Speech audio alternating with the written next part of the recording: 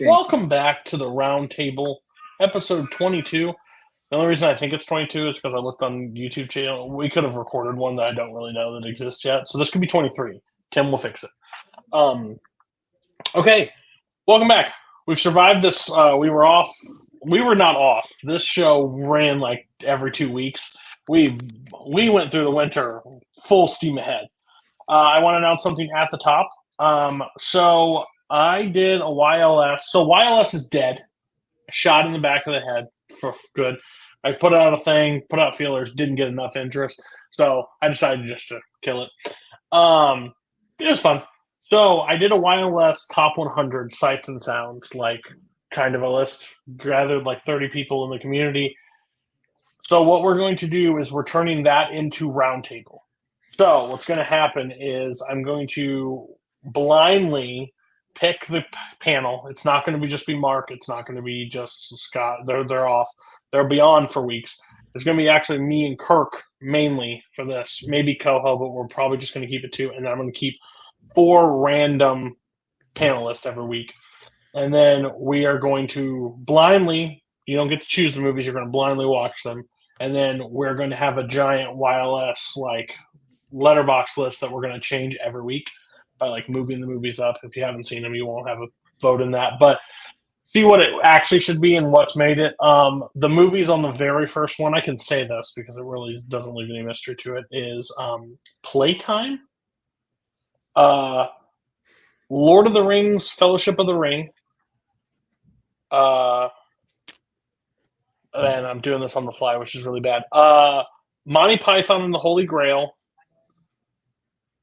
Pirates of the Caribbean, Dead Man's Chest,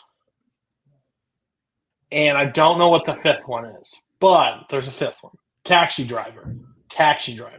So Taxi Driver's on the list. So those are the 5. I have the panel already picked for that one. It is Kirk, Koho, me, Zach Ford, and Payson Johnson, I believe. Those are the 5. So no one got to pick. Those are the movies. And then the next 5. So I'm going to pick the next 5 to do it, and I'm going to keep it going. If I know your movie was like toply requested on there, I'm going to try to get you on the episode because I would like you to talk positively about the movie. So when a certain art painting on fire comes up, I'd rather have people that actually enjoy that movie instead of me and Kirk being like, this movie's crap, right here. Shoot it in the back of the head. Okay, me and Kirk will still shoot it, but it will just be different. So this week, back on the show, Mark. Hi, Mark. I feel like you went out of your zone on this one. You didn't pick any weird, it's a little weird, but you didn't pick anything like super, like, I don't know. How are you doing, and why'd you pick what you picked? I'm doing okay. I don't know what you're talking about, I just pick movies that, I like, and I just want to throw on here, I only have suggested a bad movie yet, if I'm being honest with you. Except for the very first movie you ever brought, Spring. Who remembers that one? Yeah. Well, I mean, that's subjective. The one that told me Halloween 2, Rob Zombie's Halloween 2, it intrigues you more than you dislike it. Varsity Blues. Varsity Blues. Well, that's a good one. But how are you? But you're good? Yeah. I wanted to take this month to, or at least I think most of you know, like whenever I'm not sure what to do, I just put it on a wheel. And I put this particular movie on the wheel just because I've been meaning to rewatch it for like 3-4 months. And I just put it on the wheel and finally got it and decided to bring Ryan. Yeah, this is Ryan Johnson's directorial debut in Brick. Nice. Scott, you're back. What'd you bring? Don't sound so excited about it. I'm good. We are. I don't know when this episode is even going to be coming out, but I am still in like 2023 mode right now. Whether it's trying to pack stuff in for getting my list done, or also just rewatching some stuff that I really enjoyed. So I wanted to bring a 2023 movie that I think is one of my favorites and that not a lot of people saw. So I brought How to Blow Up a Pipeline, Daniel Goldhaber's movie, a neon movie about a group of young people who are trying to blow up a pipeline in West Texas as an act of political protest. Alrighty. Next up, Dylan Van Thine. Dylan picked a movie that I swore came out in the 50s. I was pleasantly surprised, I will say, when this was a brand new movie. But I didn't look at anything. I just saw the poster and went, oh, wow, okay, he picked this. This is an old movie. We'll see what happens. Definitely not old. What'd you bring, and how are you, Dylan? I'm good. You're welcome for playtime, by the way, unless you end up hating it. In that case, that wasn't me. Okay. But I know picked you. I picked the Zhang Yimou wuxia film Shadow, which I've been meaning. I picked because I saw it a while ago back in 2018 when I just blind bought it on Blu-ray because I was like, whoa, that's a cool umbrella. And I was kind of distracted when I first watched it. So I wasn't really able to fully follow the plot as well. So it's always been high on my rewatch list. So yeah, that's why I figured this would be a good opportunity to do so. Perfect. New coming to the show, Tony Durso. I've wanted to get Tony on here for a while. I think the one time I invited him, it was his wedding anniversary or something. I think maybe you were. Yeah, you're like, He's oh, like, can you do that day? I was like, it's my wedding anniversary. I don't think my wife's gonna, swing for that. I want to hang out with my trivia friends. I know we got married, but it's not a big deal. So how are you? And what'd you bring? Doing all right. Can't complain. I brought Regina King's directorial debut, One Night in Miami. It's a 2020 movie, which obviously 2020 being the year that it was, I actually thought it was hands down the best movie that year. And I just didn't think it really doesn't really get the love that I think it deserves. So I figured I'd, bring it here and have a discussion about it. Yeah, perfect. And last but not least, Kirk Kowalkowski. Kirk, what'd you make us watch tonight? And how are you? I'm doing well. I've done this show, I've lost track how many times now without bringing a John Cassavetes movie, so I figured it was time to remedy that. I brought what is probably my favorite Cassavetes movie. I go back and forth between this and Woman Under the Influence, but tonight we're talking about The Killing of a Chinese Bookie. Nice. And I picked it because I set this up like around New Year's Day, and I didn't watch it on New Year's, but I normally watch it on New Year's. And that is When Harry Met Sally, a little indie darling that a lot of people haven't seen, so I wanted to get more eyes on When Harry Met Sally, and get people to get used to the rom-com genre. This one, this should be as like the top rom-com of all time, so I just wanted to bring light to that movie. Okay, first movie we're talking about, Brick, Rian Johnson's first movie, I believe, if that's correct, which I marked it on Video Store, so I'm hoping it's the first one. If not, people can correct me. Mark, what made this movie stand out to you to bring it on? Because you normally have like a style of bringing stuff on that's like good conversations, an interesting plot normally. So what made this one stand out? Well, like I said, like one of the main reasons was I've been meaning to read. I don't know, and like sometimes this just kind of happens, like most of you just kind of mean to watch something and just kind of gets put on the back burner for years. I mean, I got a stack of Blu-rays behind me that I think there's a couple things in there I've owned for 5 years and I haven't seen them. It's just what happens, but. Like, I've been meaning to rewatch Brick, and because it's one of those movies, every time I rewatch it, like, I just like it even more. Like, I wanted to just get into it just because it's Rian Johnson, and honestly, I just really love everything Rian Johnson does, and honestly, it seems like he only does, like, one thing, like, he just loves telling mysteries, and, like, it's this, and it's in a concept that I think shouldn't work, and I thought was going to annoy me, and I was amazed by how much I loved it. Like, we're doing old 50 speak in a modern day high school. Like, it's super weird. And I like it. And it's grown on me over time. I'm very curious. I mainly brought it on because I'm very curious to see how this kind of landed with everybody else. I mean, I think maybe most of you have seen it before. I had not seen it. How many people have seen it prior to this? Perfect. Okay, so a lot of people watch it. So two things going into this. One, I don't like Joseph Gordon-Levitt. I'm not a huge fan of his. He was what Hollywood was just trying to make happen for a really long time. I just don't think he's that great of an actor. I may be in the minority, but that's just my personal opinion. I just don't like him. He's got a very punchable face. Not saying you should punch him, but he does get beat up a lot, which I will take what I can get. I didn't hate this movie. I hated how this movie was shot for me. Like, I felt like this is like, again, I've never made a film. I have no basis on what I'm about to say, but I'm going to say it anyways. It seems like a first-time director was shooting this movie for me. It just was chaotic, and maybe that's his plan or whatever. That's fine. That could be your plan. It wasn't for me. I felt it threw me off. Like it's like me when I like edit anything and I like try out a new effect. I'm like, oh, what does this do? Let me see what this is gonna do.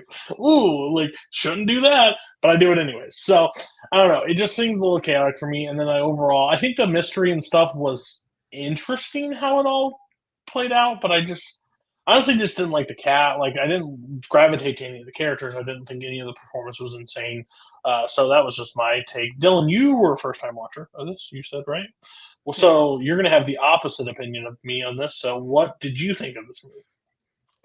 Yeah, so this is one of those movies where I realized just as I was watching this that I actually had no idea what the movie was about going into it whatsoever, which I think made it a lot more interesting. Like I really just knew it was Rian Johnson's debut film and that Joseph Gordon-Levitt was in it, and that's it.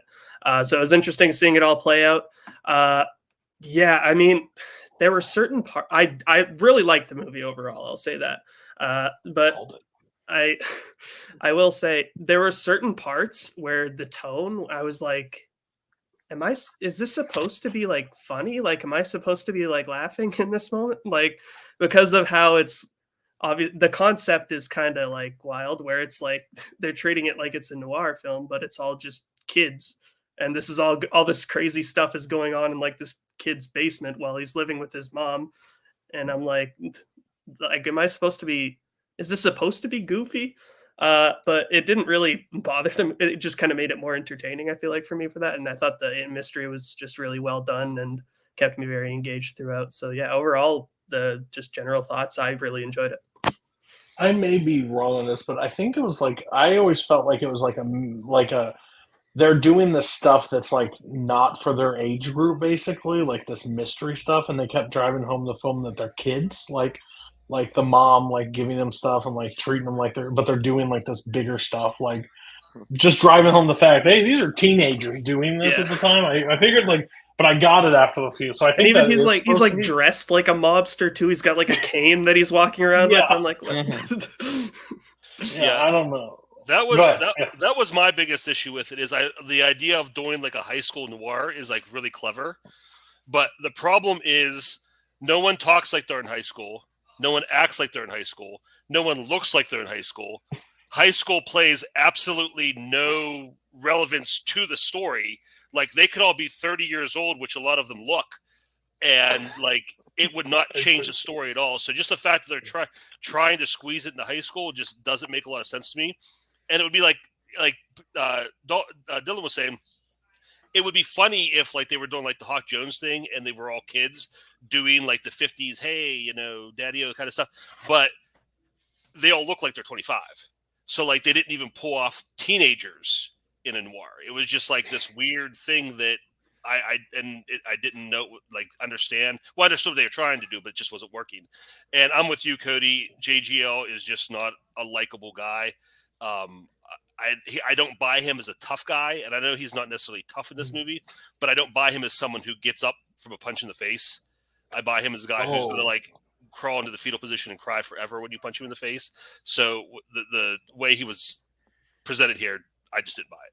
Remember when he was supposed to be the next, like, is he supposed to be Batman or Robin? Like they all thought, like when he went into the cave and saw. Well, like, he was about this? Robin at the end of the Dark Knight. Right, but like, oh boy, you shouldn't be Robin. You should be the guy behind the clerk that gives Batman turns on a light. Well, there's a reason they ended the trilogy there, but I I hear some of the complaints for sure on the movie. And the first time I watched it, I was probably a teenager myself, and I like went into the movie and I was like, "Oh, this is going to be cool. It's like a whodunit in high school or what." Well, it's not really a whodunit. It's more of that film noir, feel to it. And film noir, like some of the most famous examples are noted for being so convoluted in their plotting, like The Big Sleep.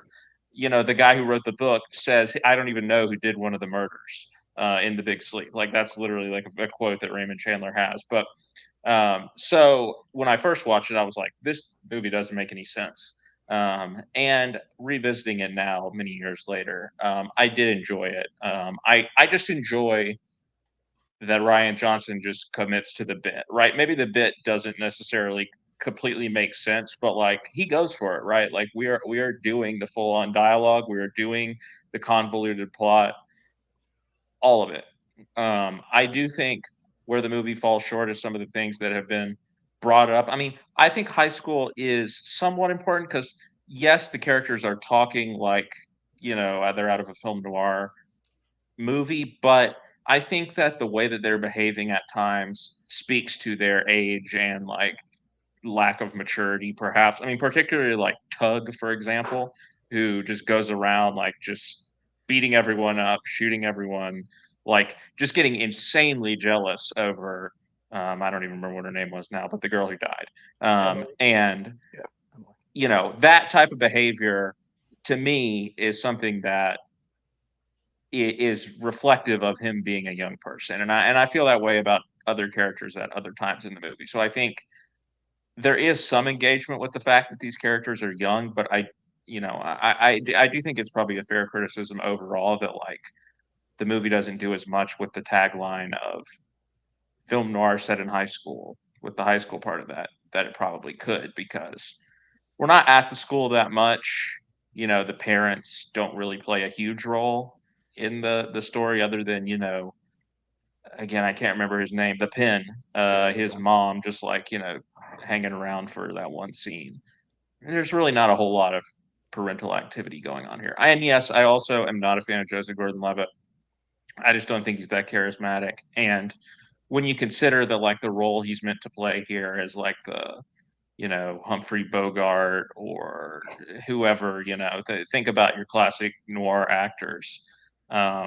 He doesn't have that sort of chops, and he doesn't necessarily sell the dialogue at every moment. And yeah, I don't necessarily buy him as this guy. And like you say, he's fighting, he's beating up people. He beats up the guy in the parking lot. He is like has multiple women who are like fawning over him. I don't see it. Like I don't know, maybe that's just me, but I feel like he was probably a little bit miscast in this movie, but I enjoy the way that it's executed, and it keeps me interested all the way to the end. Ryan Johnson, like I said, he commits to the bit, but probably could have gone a step further with it. Yeah, I think yeah. that. Oh, sorry. No, you're good. Go. Oh, I think like in terms of like committing to the bit, I think it's very much a movie where it's like you're either in or out kind of thing. It either works for you or it doesn't. And it completely, if it works for you, this movie's great. And if it doesn't, then you're just kind of like whatever on it. Yeah. I think that I like this movie because one, I just like film noir, and especially, I mean, this came out in the mid-aughts. I mean, you're not getting film noir anymore. And I think just setting it in a high school, it's a little different. Again, maybe they don't use the high school the way it could have been used. I do think there is something there in terms of, I mean, obviously like the passing notes through the lockers is kind of crucial. I mean, in it, and, just like oh, where are you eating lunch at the back of the school? Just like, I think they do a decent enough job setting it to the school, but they probably could have done more with it, though. I will say. the scene where he like goes into the principal's office or vice principal, whoever that guy is, and is just like roasting him. I was like, okay, like this doesn't seem like he'd be able to get away with this. Yeah, I mean, they basically just made the principal the stand-in for the police, and that could be clever, but he just talked to him like he was police. Like he didn't. If he was talking to him as a principal, and you inferred that, oh, this is the stand-in for the police, there could be some clever exchanges there. But it's like, oh, this is just the police, and they're calling him the VP. And I think there are a lot of examples of that through the movie where if you played it more as a high school thing in a noir, it would have worked a lot better than just doing a noir with these characters and not like changing anything else. I'm not sure. Like, I think film noir is like one of those that I'm just like 50-50 on. Like, it's a like there's a people that just love them, and it should work for me. But I find out I'm on the coin so many times. Like, it's always a 50-50 thing for me, and I don't know why that is. Don't personally get it, but yeah, it's just something I wish they all worked for me. But I don't think many could work if you have Joseph Gordon-Levitt as the lead. Personally, Mark, you got anything else on this one? I don't want to cut you off. I mean, only a little thrown by all this JGL hate. Like, where is that from? Like, thought we all liked Third Rock from the Sun. No, well, if we liked it, it's not because of him. It's clearly John Lithgow.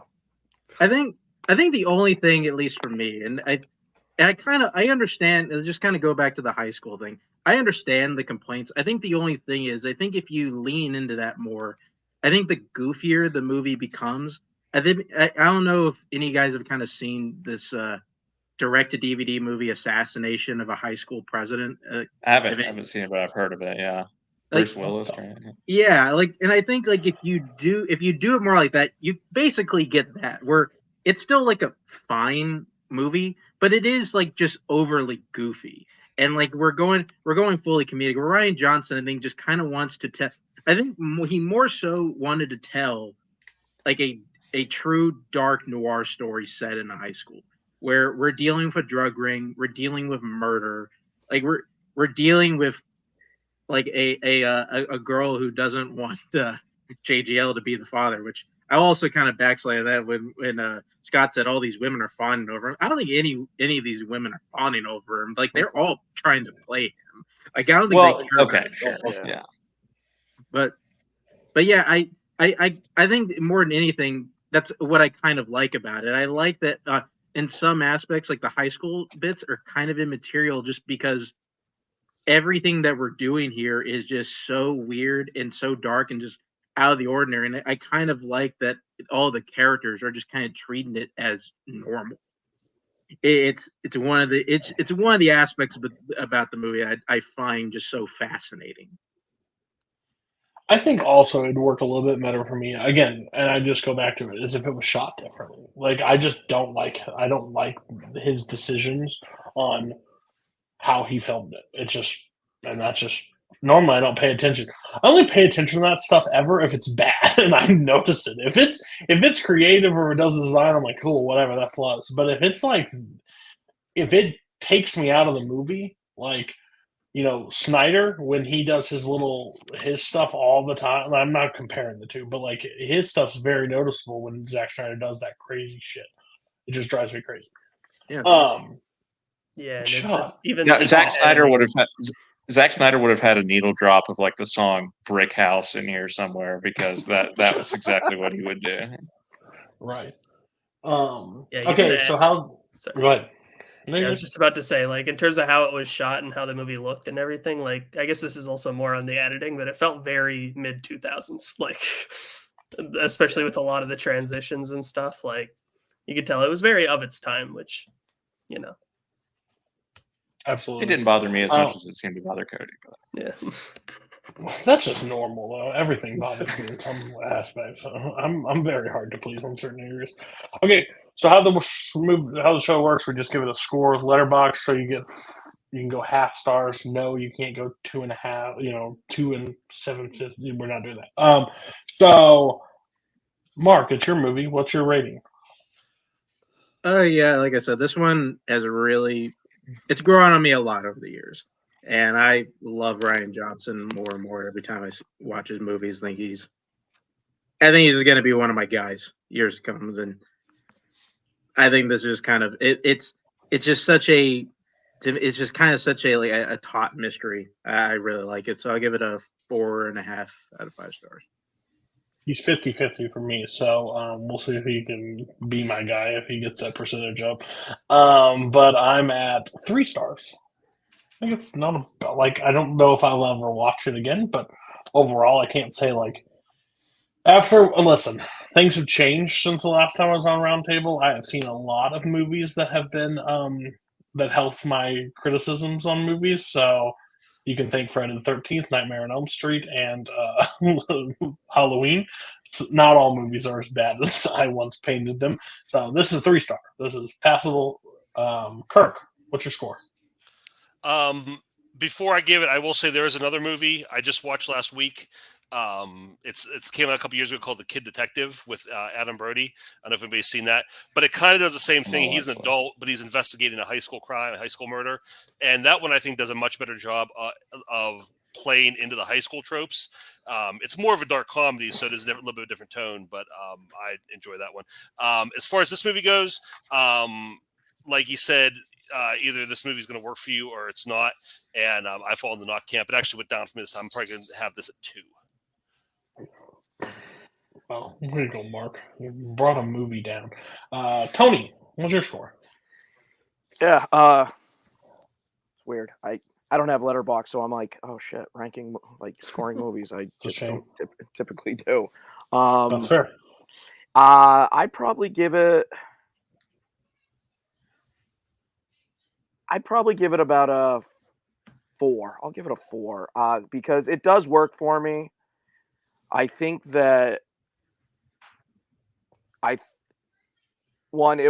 a great debut film from someone, and I agree with Mark that like like Ryan Johnson's a great filmmaker. I mean, clearly he made the most universally beloved Star Wars movie of all time. Absolutely.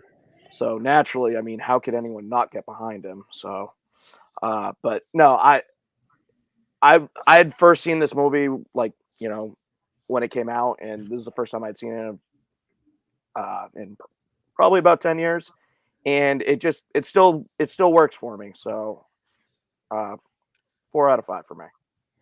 You should get a Letterboxd. You'd be already better than your team partner. By just one review. Dylan. Yeah, I mean, like I said, this is kind of like equal parts entertaining for me and also confusing for me because, and I will have to docket points just based on the fact that I wasn't entirely convinced that it was successful in everything that it was doing, just because of how confused I was with the tone at points and what he was trying to go for. But again, I was still very entertained and very invested throughout. So still, I'd get on just a pure entertainment value, I'd give it 4 stars. I liked it a lot. All right, Scott. I give it 4 stars. I really like all of Ryan Johnson's work. It's not his best. It has some flaws, which we've discussed. But if you think the log line of this movie sounds interesting, check it out because it pretty much delivers on that, and it's a lot of fun. Okay. Next movie on the docket is When Harry Met Sally. This is one of my all-time favorite films. There's no secret about it. I think it still holds up super well from all the time. I love the real couple, like the couples in between it. I love Billy Crystal and Meg Ryan's chemistry. I think they work so well in this. So I'm guessing everybody has seen this movie prior to this. Is that correct? Or has nobody seen it prior? This is my first time watching. That is fantastic. That's awesome. I'm so excited. So we'll kick off with Dylan. Dylan, first initial thoughts of When Harry Met Sally. I liked it quite a bit, more so than I was expecting I would. Yeah, I don't typically watch these movies very often, just because I like horror movies and I like movies that are kind of dark or involve a lot of action. Yeah. But when I watched this, I was like, man, maybe I like rom-coms more than I'm willing to admit, because I enjoyed it quite a bit. I loved the chemistry between Billy Crystal and Meg Ryan. I thought they were great. And yeah, even though I don't agree with a lot of like what the movie's saying about male female friendships, like men and women can't be friends, which they talk about. They do learn, sort of like start to learn later that like that's kind of like a bad that whole ethos is like doesn't really make any sense. But then they end up falling in love anyways, so it's like kind of like, you know, it's a weird paradox there. But yeah, even despite that, I think I still really bought their relationship, and I love the stuff with their friends played by Bruno Kirby and Carrie Fisher, and how like their story that they had going on the side I thought was really funny and really really cute. So yeah, I like this movie quite a bit. I just think it's this movie just really works for me because I think it's really interesting in like the beginning when they have to take the drive and how in your face he basically is and like describes like, yeah, no, absolutely not, it doesn't work like that, and then how they go apart and come back together and how the whole thing is like I absolutely the ending scene of this movie is like one of my all-time like movie scenes. Like at the end it just like it's the perfect thing to watch like on New Year's is what I've always used as. So does anybody here not like When Harry Met Sally? Because that'll just be like a good baseline. And I know it's okay if you don't. No, just kidding. All right, no, that's fine. No, it's great. I would say I've had a problem with this movie for a long time. I didn't like it, and I kind of struggled with it. This time I rewatched this, I tried to be objective as possible, and I realized what I think my problem with this movie is the 35 years worth of rom-coms who have done a terrible job trying to recreate it, and all the weight that puts on this movie where you see all the things that were done so much worse that started in this movie. So it clicked for me this time. This time I can honestly say like this is a good movie. I think like Dylan said, their chemistry is great. I think it's just a really great New York movie. It has like some real Woody Allen vibes. If Woody Allen was more likable, there's even some costume choice there look a little like Andy Hallish for Meg Ryan. So I think they're great together. What I love about this movie and what's different from so many rom-coms is that they're actually good for each other. Like you see throughout the movie them making each other better people. Like, you know, you see the scenes like where she's, you know, singing karaoke in the Brookstone, or where, you know, she's faking the orgasm in the diner. She doesn't do that without Harry in her life. You know, like the Sally we meet at the beginning of the movie doesn't do that. I think, you know, he's making her a more complete person. And then there's that scene where he's dating that young girl and he's kind of like, you know, he's talking to Bruno Kirby. I was like, yeah, that's fine, but she's kind of young and dumb. And he's maturing as a person and realizing there's more to relationship. So the movie doesn't address it. It just kind of puts it out there, which is another thing I loved, is that this movie kind of just lets you see it and doesn't explain every little thing you're looking at, like most rom-coms do, and which one of the main reasons I hate rom-coms, a lot of them anyway. But yeah, this movie does a lot right. I think the characters are great. I think the setting is great. I think the soundtrack is great. So yeah, I got a lot of positive things to say about this movie now. Yeah, absolutely. I mean, I would just kind of to piggyback off something that Dylan said. I mean, as a rom com, I think this movie's kind of undeniably great as it is. Just so, well written, Nora Ephron, and great characters, not just the leads, but yeah, the friends and the chemistry. Perfectly chosen actors and everything. I think it's just it has a nuance and specificity to it that not enough rom-coms have. I do think that, however, when it gets beyond the rom-com and it tries to be this sort of answer this time-old question of can men and women really be friends, I don't think it really answers that question, because I don't think that these characters are obviously supposed to be together, right? From the very beginning, even in the car scene, like you can see that the chemistry is there. They clearly have developed feelings for each other.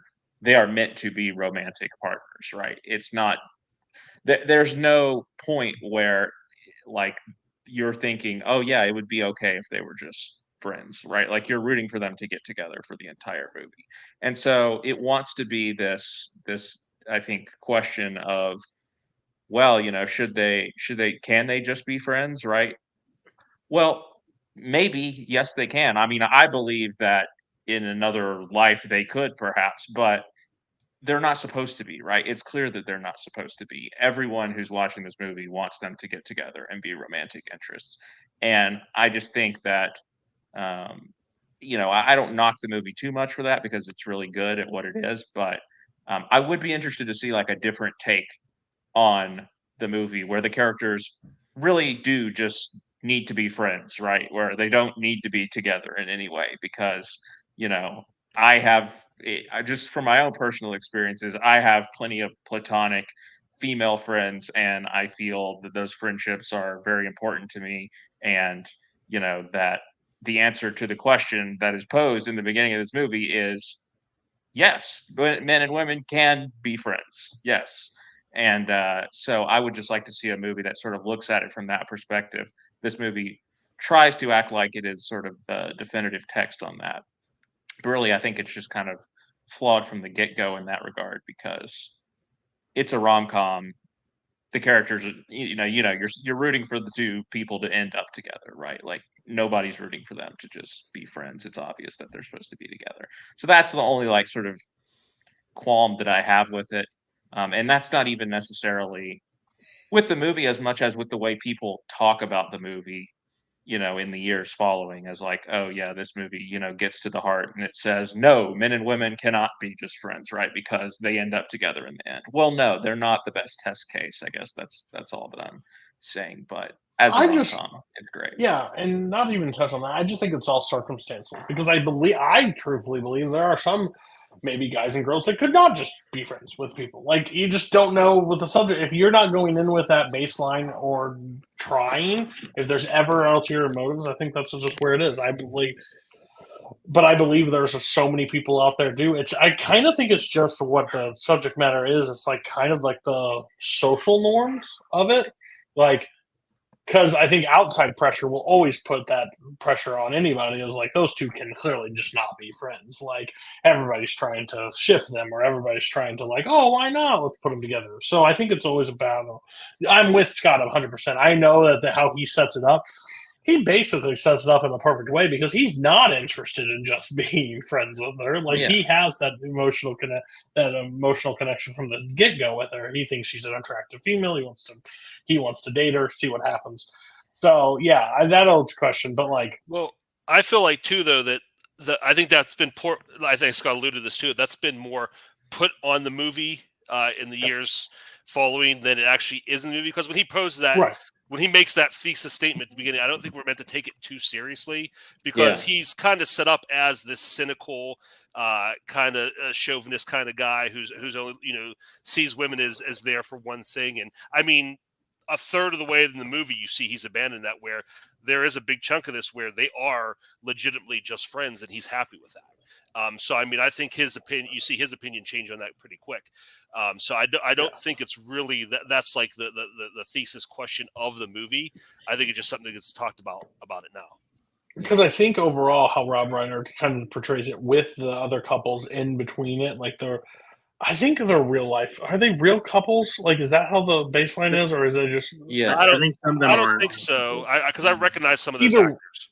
Oh, Okay, but either way, they portray it as the situation. But like he's like how I've always taken Harry is basically he's in college like that like annoying kid, like annoying teen, like college kid that's just like a know-it-all or whatever, and just likes to hear his own voice and like talk and like she could have said boys and girls can't be friends, and he would just, oh sure they can be friends, blah blah blah. So he just talks his way into the point. Like that's just what he is. Like he's just like has to be right, has to like hear himself, and like just wants that viewpoint.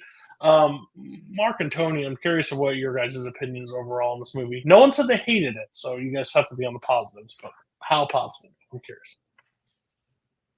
I think this is like for like, and admittedly not a big rom-com person. it's like this and Annie Hall are like the all-timers, and I personally do not like Annie Hall. So for me, this is easily the best rom-com. It's been said, but man, the chemistry between Billy Crystal and Meg Ryan is just undeniable. I'm not like watching it. I'm just like, man, I cannot remember a movie with such good chemistry between the leads. That like, and it's just weird because Billy Crystal I always think of him in like a comedic standpoint and not necessarily a romantic lead kind of thing. So it's always just like a little like, oh yeah, Billy Crystal. Yeah. But no, and to piggyback on you guys, like, I don't think it's the movie's fault that people are bringing outside, like, oh, this is what the movie, you know what I'm saying? It's like, I wouldn't necessarily punish the movie for what. Yeah, I don't hold that against it too much. I really don't. That was kind of what I was saying at the end there. I just think as far as discussing the movie, it is, I think, an interesting point to bring up for discussion of the movie is, do we think the movie is really successful at answering this question? And because a lot of people think that it is, and my answer is no, and it seems like maybe the rest of us feel that way too. But I don't really see it as a big criticism of the movie for sure. Yeah. Mark, what's your take on it? I mean, I was kind of curious when Scott brought that up, and I kind of thought I recognized something the last time I saw it. I still had the movie in the Blu-ray player just to kind of check it out. Is at the very beginning, clearly when she doesn't like him and he spits the grape out of the window and she's just kind of just disgusted by him. The next scene we see, and they're driving into the diner, she is leaning up on him as they're going in there. Like, she is like body language towards him as they're talking about Casablanca. Yeah, of course, these two are going to end up together. Like, there's no doubt in everyone's mind that's going to happen at the end. I do want to go back to at least the first time because I won't say it was a movie I avoided, but it was just something I hadn't gotten to. And I think it was just kind of one day when, like, I was in college. It was like 12:30, 1 o'clock, where I should have gone to bed, and I had this. I put it in, and I like, there are some movies where people, talk about as kind of classics and everybody says how good they are. And sometimes you think, oh, maybe they're not as good. And When Harry Met Sally is absolutely one of those movies everybody is just 100% right about. It is a classic comedy. It's the prototypical rom-com for a reason. There's a reason why everybody tries to redo this movie, because it's the benchmark. It's the best one. It's not even a discussion whether it's the best one. Everybody just kind of knows it's the best one. I think The Apartment has some sort of weight on it too. But I agree. I agree that this is a really, like, there are quintessentials. This one has, I think, the biggest range from people that really just say if this is a rom-com, because like it just feels real. Like, and I think that's the one thing that helps it. Like, every other rom-com, I love rom-coms. It's kind of like one of my guilty pleasures. Like, if it's a good rom, like, I'm fully on board. But there's so many that just make it feel like cookie cutter, but they're following the same paint by numbers that this movie kind of sets through. The guy shows up at the end to confess his love and like tells all the neurotic things that she does that he's in love with about her. It's one of the great things. Like, I love how you order your ring, or how the temperature needs to be this certain thing. Like, he's like, and she's like, get away from me, basically. I mean, it's like, no, I'm telling you all this stuff because, and it's just like, basically a rom-com has to do the exact same from the set up the chemistry at the beginning, drift apart in the middle, get together near the end. If it doesn't do that and you don't laugh, I just think Billy Crystal also, this one works because Billy Crystal is one of the funniest human beings on planet. I think he is absolutely hilarious. Like, he should come back and still do the Oscars. Like, no question about it. And when Meg Ryan and him did, like, they just did the Kennedy honors or whatever, and Meg Ryan came out to talk about Billy Crystal, it was still like that, like the smile on both their faces and stuff. They created something so magical in that film, and it still to this day does something. So I just, again, it's in my top 25 movies of all time. It's such an easy, like, watch. It's one that I could put on any time and just still had that same emotion. So it works. And the two side, Carrie Fisher and Bruno Kirby, those what you also need in a rom-com is a friend telling the other one, like, listen, what do you do? Like, have you thought about Harry? No. I think these characters, you're talking about like modern day rom-com stuff. I think the rom-com friends in a lot of rom-coms nowadays are particularly egregious, some of the most egregious parts, because they're so bad. And you almost forget when you're watching this, like what it looks like to get it right. Like, and this movie does get they it got to right. make It's the not just- the wink at the camera, be like, what about that? But overall, like Bruno Kirk, and they're just sitting at the ball game talk. Really? Like having that conversation at the ball game is what two guys would literally talk about. Like if they were at something and they needed to talk about real life, that's exactly how two guys interact with each other, and they capture it perfectly. If it was like the game would stop and having this discussion. yeah, like she would be shown on the jumbotron in like a nowadays rom-com, be like, oh, I'm having like it would just be like a flashback scenario. Well, no, they're just like real guys. You hit the nail on the head. You said it felt real, and I think that's exactly what sets it apart. And going with the friends, the fact that Carrie Fisher has that subplot that we had never really even seen, just where she's dating that married guy, and that keeps coming up. Like that's just such a real thing. Like these feel like real people. Like I said, my biggest problem with modern rom-coms is like nobody feels real.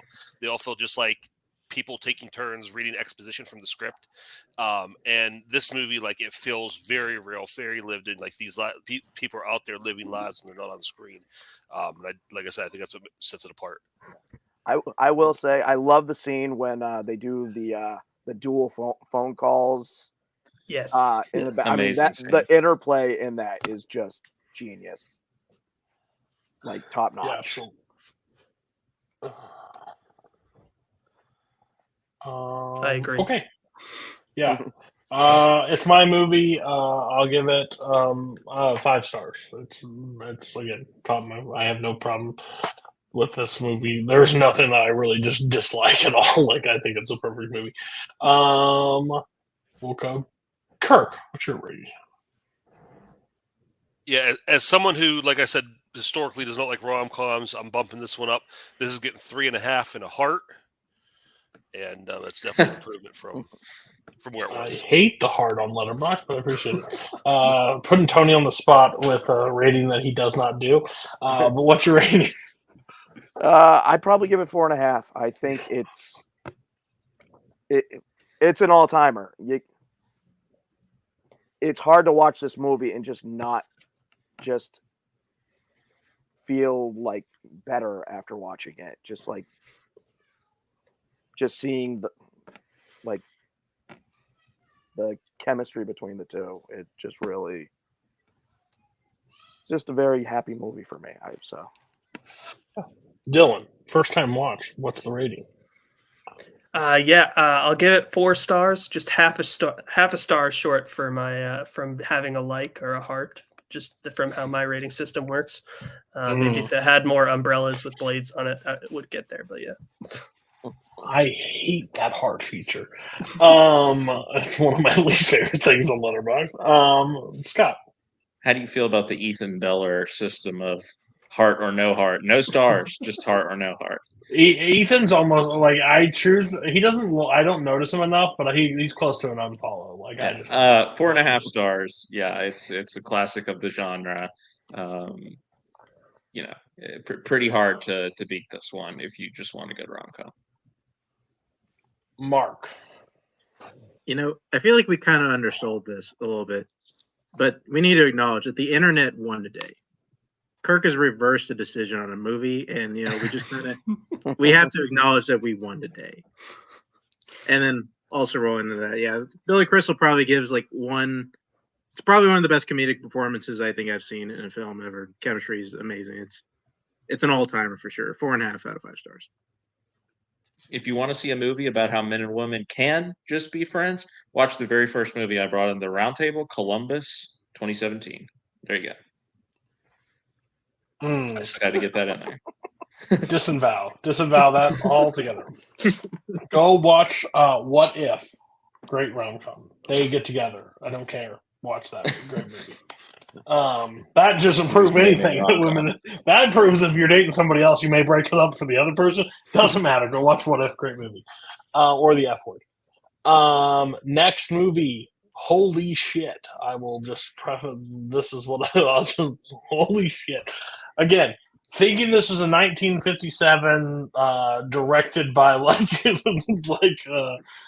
god, I can't even think of the director's name. What's your guy? Kurosawa. Thought that where we were going, the poster totally. This movie's fucking batshit crazy, and in the best ways. The best ways.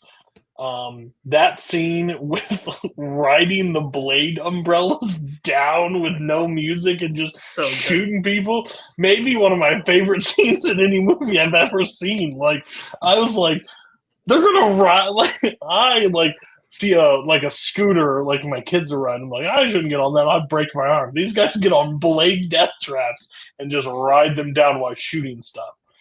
There's also a fight scene that happens with a flick of the blade where it ends up taking. It's just crazy. I've not seen. Had anybody seen this movie prior to this? No. No? Okay. So, Dylan, you can go, when did you first see it? What stood out? And then, blade umbrellas, something that you should not use because it does not work for any of the rain. You have to give into your feminine side, Yeah, right. Yes. So, like I said, I saw it the year it came out, first time on Blu-ray. This is really, again, my first time watching it, actually paying full attention to the plot. First time it was just very much surface level. Again, I was distracted. Also, the blade umbrella is so impractical. It's like 2 hits, and then all of a sudden, all the blades are out of place and stuff. This would change Mary Poppins so much if they were a blade umbrella. That movie's completely different if they had blade umbrellas. My first reaction to this movie, even just enjoying it on a completely surface level, just watching the action and the spectacle and stuff, I'm like, wow, Hollywood, get fucked. This is just a action film from overseas with which they have obviously a big they had a bigger budget, I'm assuming, over there still, but this really puts a lot of Hollywood movies from Hollywood to shame in terms of its spectacle and just the visuals. And this is Zhang Yimou, who's the same director of Hero, which I think most people would know him for. And that movie, by contrast, is super bright colors and just eye-popping visuals from just a color palette perspective. This one completely monochromatic, it's all just black, white, and gray, which I thought was a really cool stylistic choice. And it's always dark and raining and stuff, and which sounds like it could look very dull visually, but they make it look just absolutely beautiful. It's just a gorgeous movie to look at. And it's one of those films that kind of reminds you oh yeah, even though some directors like Zack Snyder can overuse the shit out of slow-mo and make it really lame, this movie, it's oh yeah, when used right, slow-mo can be pretty fucking cool. The duel scenes are just amazing. The choreography is fantastic, and this time around I did really enjoy the story with all the characters and stuff, because basically it's about so basically they're trying to take back the city. I believe it's called Jing City, after it was I think it was the Yangs who had control over it, and then this one of the commanders, without the king's knowledge, basically goes and tries to challenge Yang to a duel, which ends up escalating into basically an all-out war. And I thought that was all really interesting, and just it was great. Even though not all the action comes right away, I thought all that stuff was really intriguing, and I was never bored throughout. So I really like this movie. There's 2 things. One, I think the first 30 minutes I was not loving it. I thought the pacing was a little different. I didn't know much to come. What the movie becomes and what I thought it was. Again, I thought the first 30 minutes seemed a little bit disconnected from the rest of the movie for me. And then 2, I'm just pissed that I didn't get to see this on a big screen, because I think this movie would be insane on a theater, with surround sound and a big screen. I think this movie just would be insane. So those are my takes on it. I don't know if anybody else felt that way. We can just go around and discuss overall this movie. Yeah, see, I actually liked the beginning of the movie. I mean, I liked the whole movie, but I enjoyed the beginning of the movie because I was expecting it to be, knowing Zhang Yimou's other work like Hero and House of Flying Daggers. I was expecting this to be a martial arts movie, but as you said, Dylan, it's like more of a wuxia movie, and like the beginning is all like the first 45 minutes or so. Like there's barely any action or fighting that happens. It's all just like sort of the intrigue between the two rival, nations, cities, whatever they are. And I was enjoying all of the sort of like interplay there between, the king and the shadow, and oh, we have like the real guy who's in the cave training him and all this stuff and getting him ready. And then you have the story, obviously, of his wife being an important character, and she's having like a romance with the shadow a little bit. Like I was enjoying all the sort of plots, competing plots that were going on here before anyone ever started fighting or pulling out an umbrella or anything like that. And then obviously when that stuff kicks in, it just goes into a whole new gear. And yeah, I mean, I thought the movie was awesome, pretty much from beginning to end. I wasn't in love with the color palette. Like I understand it was a stylistic choice that he made, and I don't hold it like, oh, this is like a Marvel movie, right? Where they're just doing this for no particular reason. Like I do understand the purpose behind it. It just doesn't look that great to me, over time. As great as the action and effects and everything look, like, the color palette brings it down for me a little bit. I do think maybe also that the ending, like it maybe wraps things up like a little bit too quickly and tidily, with everyone just kind of killing each other there, and then they go outside. Although I do like the last like shot of the go, like I guess circling back to the start of the movie where you have the wife who's like you know unsure of what's about to happen now, basically. I think that's a nice sort of ambiguous note to end the movie on. But yeah, I mean, really cool, like action movie, obviously, but also I think well written characters, and like just interesting relationships, and sort of again that sort of palace intrigue going on, like almost like a Game of Thrones style, like wheeling and dealing sort of going on with all these different characters. And the king is a great sort of villain character too.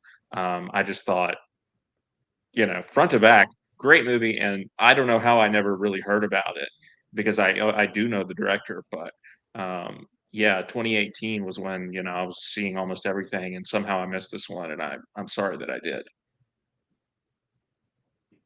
Yeah, yeah, I thought this was neat. Like, like I was kind of thinking early on, like, okay, fighting with an umbrella, how are we gonna, make this, cool? And like, oh, this umbrella's got a bunch of fucking knives on it. All right, that's pretty neat. I will say, like, I did kind of know, like, a thing I thought was funny when Dylan mentioned, he wasn't really paying attention the first time, because like the first 20 minutes, like I had no idea what the fuck was going on. I thought there was like a ghost that he was talking to, and like, oh, like what if this guy like isn't real? Like I thought we were going for one of those type of movies.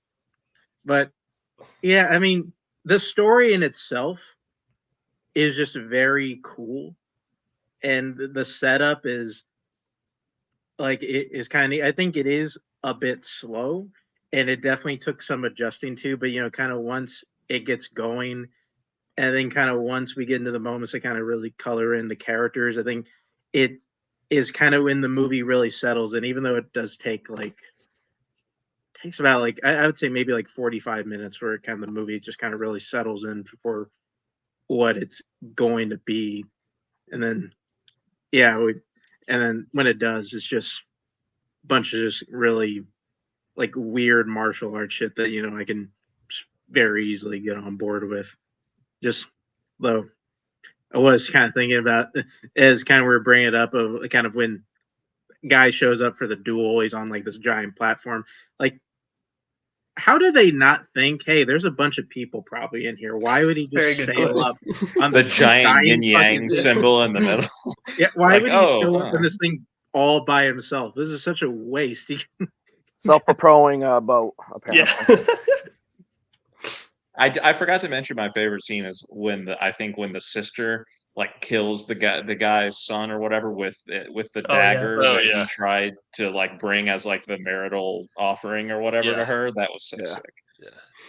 I really liked the way it looked. It took me a while to figure out what was going on because at first I thought, oh, okay, it's black and white, and then I started seeing some color, and like I thought they were doing like the Sin City thing, and then I look and I'm like, no, this is all just like, I mean, mostly practical, like set design and production design, and I really enjoyed it. I appreciate that, just the way that looks. I mean, the only color you really see is flesh and blood. Everything else is either that monochromatic black and white look. And I like the way they do it with like the costumes and everything else. Just everything blends so perfectly into that. The set, like you said, it's raining and dark most of the time. So a lot of time, even the things that would have color to them are kind of washed out and fade in and out. So I think that just really looks great. My biggest problem with it is like the story didn't grab me like those first 45 minutes that Mark was talking about. I felt like it was just something about it was too fairy tale-ish.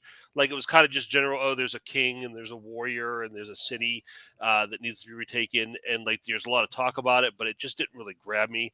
And then by the end, when it basically becomes a Shakespeare play and everybody's killing everybody, I wasn't super invested in the stories to really care about that point. I mean, the deaths that affected me the most were the sister and the general. I felt like those surprised me because I thought it felt like they were setting both of them up to really have something to do with the final, how everything played out.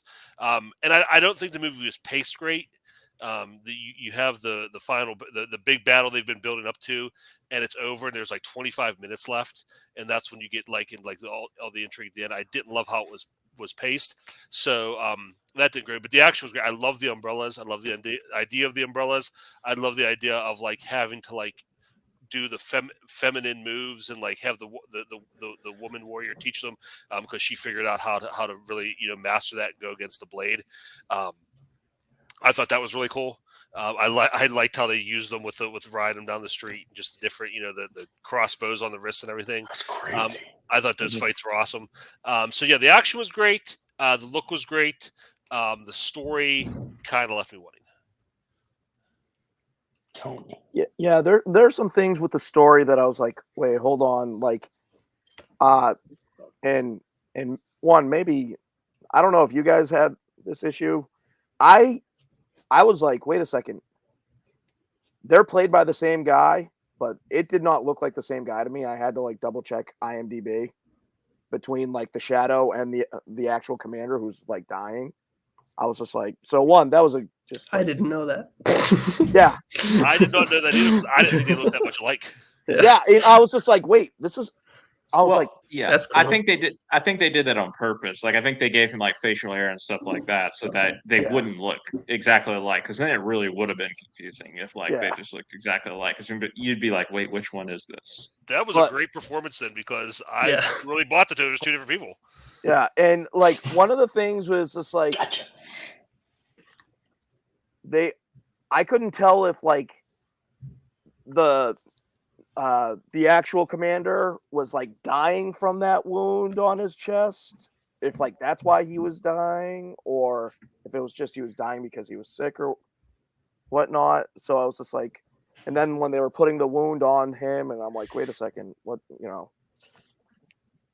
because then like the king's like, ooh, I have this special ointment that'll take care of it. So that kind of like confused me a bit, but overall, I thought that, I mean, the highlight of is like the action in this movie. The use of the umbrellas was certainly something I never expected to see in a movie, just bladed umbrellas and then riding them like a fucking roller coaster down a slide or whatever. But yeah, I would say like the way like the story wraps up, it's kind of like Departed, like that scene in the elevator where it's like, boom, DiCaprio, boom, this guy, boom, that guy. Good movie. Great movie. Everybody in this panel would agree. No, but that slow motion where he hits the blade and gets the guy right in the throat was such a sad, just like I know that weapon better. Like basically is how it played out. Like I know how to use that weapon. So really great. Honestly, this was the movie that surprised me the most of the week. Again, because I thought it was old. And when I saw 2019, I was like, what the fuck? Okay, good job. And everybody knows, like, I don't do a ton of foreign films. I do foreign films here. Like, that's basically when I watch foreign films.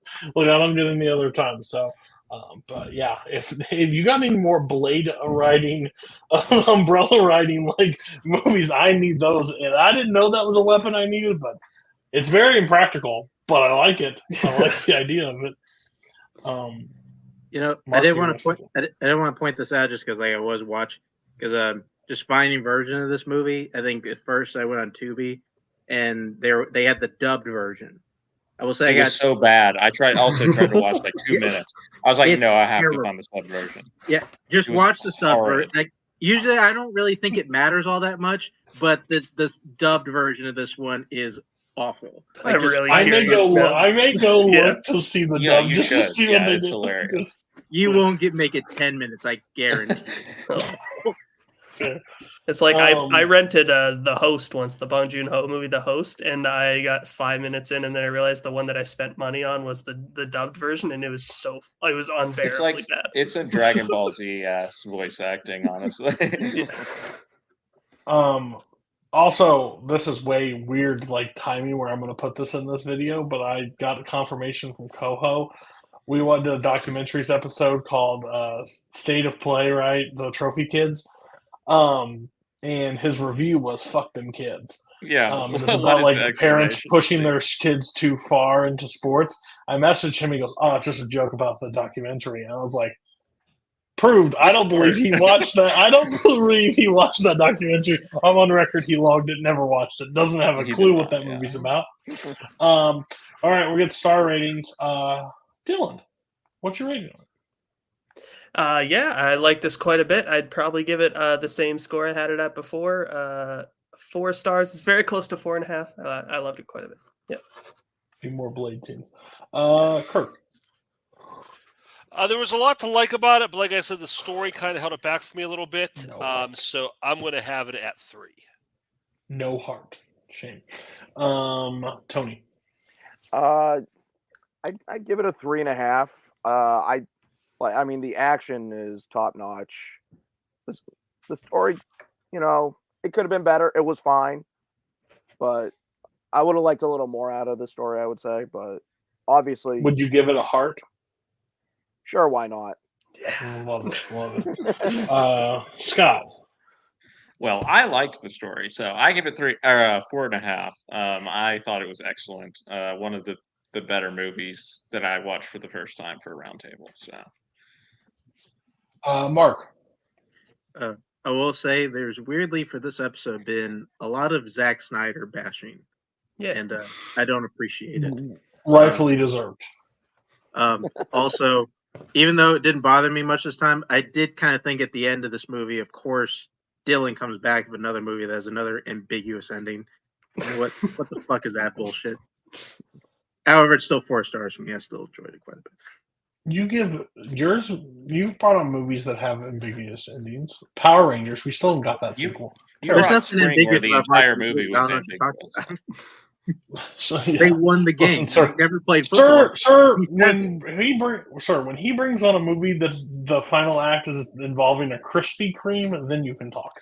And I'm at 4 stars, and if I redid my scenes list, that scene down the hill would make my list. That was a great scene. I will actually show that scene to people without seeing the movie. Watch this crazy shit. And them just loading into it, they were a little bit more like trusting than they should be to sit down in this. Okay. The moment has come. I want this on the record. Scott does not endorse blowing up a pipeline. Yes. He wants it on the record. I want to make that known. This conversation, I don't know where this conversation is going to go. This conversation is going to be interesting.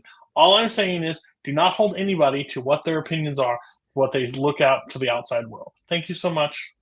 Welcome to How to Blow Up a Pipeline. Listen, I'm going to lead this off.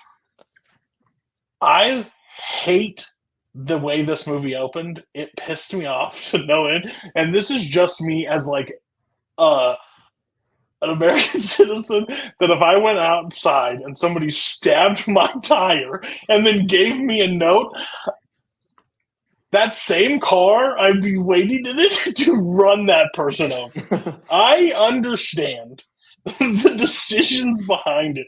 Like, I believe activism is something that people should have the right to pursue and like to do that side of it. And I believe climate change, whether you're 100% in the one way or you don't believe, which whatever, I'm not going to get into that conversation. My thing is, there are ways to handle it. Stabbing people's tires and blowing up pipelines makes me not like you as much in this situation. Well, And I think they're justified by their actions, but overall, I will say this. This is my number one thing. I just don't like the people that are blowing up the pipeline. I think that's the hardest fair part. take. Like, Very fair take. okay, I'm not. so that's my I'm only, not sure like, you're supposed to like all of them. I mean, okay, then that's perfect. the explosives guy is out here just beating up random people who have just come to town to work. Like, this is my thing. We're pitching it as this is going to be a really controversial discussion. I don't think this movie presents blowing up a pipeline as a necessarily justifiable or like morally correct thing to do. Like, I think the movie definitely goes out of its way to demonstrate this is very reckless. This is extremely dangerous. People get very injured. 2 people go to jail pretty much for the rest of their lives. Spoiler alert, at the end of the movie, voluntarily, right? Like, I don't think that they are saying that this is, the thing to do. I think the movie, why it works though, is because it presents the fact that climate change affects all of these people in their own way.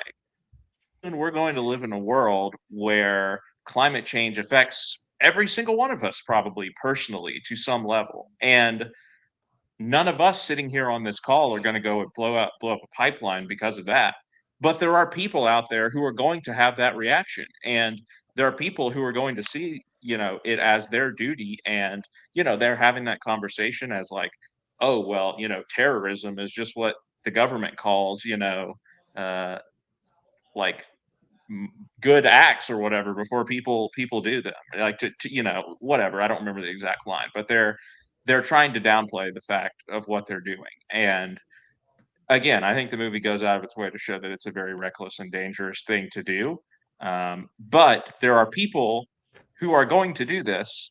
We have arrived at this point in our in our world because of the rapidly accelerating nature of climate change, where people are going to be personally affected by that, and some people are going to respond by doing this crazy act of blowing up a pipeline. And yes, I don't think any of us on here want to do it. I don't think that it was a good idea, but on some level, you have to say you can only like step on people's necks so many times before they're going to actually do something about it. And, I think that the movie is able to demonstrate some complexity in how it handles the issue. I don't think it is a manifesto, so to speak. Yeah. I just believe, like, overall, like, that's one of my things is, like, it's because, right, I don't believe anybody's going to go blow a pipeline in that decision. But I feel like, especially, I think it portrays it in an interesting way because I think, like, we're getting to that point where people are, like, acting out into a dangerous level on stuff that I just don't think, like, as much as climate change is bad and all that stuff, I don't believe leading into any of those destructive manners is going to provoke the change that we really want to see in the world. Like the people that are now going to like the Louvre and throwing paint on stuff and like throwing like to do that stuff. I believe you're getting a harsher, like there's a great discussion, which we will talk about at the end, is like the Malcolm X, Martin Luther King like discussion on how they went about both sides of their argument. And I believe both were justified in what they did. just they're looked at in different lights at this point in time from action. So it's like I don't know what the solution is for climate change. I know what the solution like leading to is, but I don't know how to get that applied than causing physical violence. Like it's just it's a slippery slope that I think is going to lead to more like issues if we're talking real life. Inside the ranks of the movies, you're right. I don't think anybody's supposed to like any of these characters like to an extreme degree. I mean, But- the couple is out there like having sex in the middle of the desert when they're supposed to be like Fucking doing A. their next like step. what a I mean, these wild people thing! Like you're not hear meant my to, heart like, think rate. these people Let's are- bang. I'm like, what the fuck? Yeah. Like you're supposed to blow up the pipeline. The whole goal is to blow up, if and you're there's a- banging. Like, If there's a trope that needs to end, oh my god! a crime or like pulling a job, and there's that one person who just is such a fuck up. But don't If you you're think two putting people a that are team such a together, fuck up. And, that are and like- they If get you're the most putting a important team- job. Yeah. Yeah, if Don't you're you think putting that a that's team ex- together, that's think about exactly this. how If Ocean's these- 11, how these people would be though? Like if you put Ocean's 11 again, and the two people you send off on their own job together, and they're a couple, guess what? Danny Ocean's in jail right now. You know, the whole team's gone because they're banging when they're supposed to be doing the job that they're supposed to be doing. Like, that's just poor leadership for one. That's just awful leadership, and I do not stand for that. Like, you do not send them together. You break that team up and you do something different. That's why showmances in real reality shows get voted out first. You don't trust them. They can't be together. That's the problem. But yeah, overall, I just remember seeing that opening scene in that letter, and I paused to read that letter, and I was just like, oh hell no. Like, I would be irate. Like, next would be your engine. I was like, Congratulations on radicalizing me against your cause, whatever it is, for the rest of my life. Good job. I'm not on your. You know what? I'm going to the dealership. I'm buying a semi truck, and I'm gonna park it there. Like I'm gonna buy so many cars. Like I'm putting a turret gun outside my house. Like It's enjoy your. Like It's like what? whenever I see the vegans protest outside a burger joint, I come out with 2 extra burgers. Like, I bought these ones for you guys. I was only going to get 1, but I got 3. Oh, I was just sitting there. I was just like, I was dumbfounded because I understand that. I was like, how is this movie going to like portray this? And like, the more like what I normally like in a crime kind of movie is like the team getting assembled. Arguably, one of the worst team assembles ever. Like, I get what the point is. Like, I don't think they can portray this in like these likable but the people they portray is like I understand why they're doing the mission. yeah, you like, empathize with them. yeah, Absolutely. they have something to do and they need to do something. They want to provoke Especially- change, but it just is. Jake It's Weir, the dude young. who gets his house taken by eminent domain, you know, like yeah, you feel for some of these people. Yeah. That's the thing. You don't necessarily agree with them going to the extent that they're going to, but like you can understand why they feel frustrated and maybe why even they feel like what we're doing right now is clearly not working.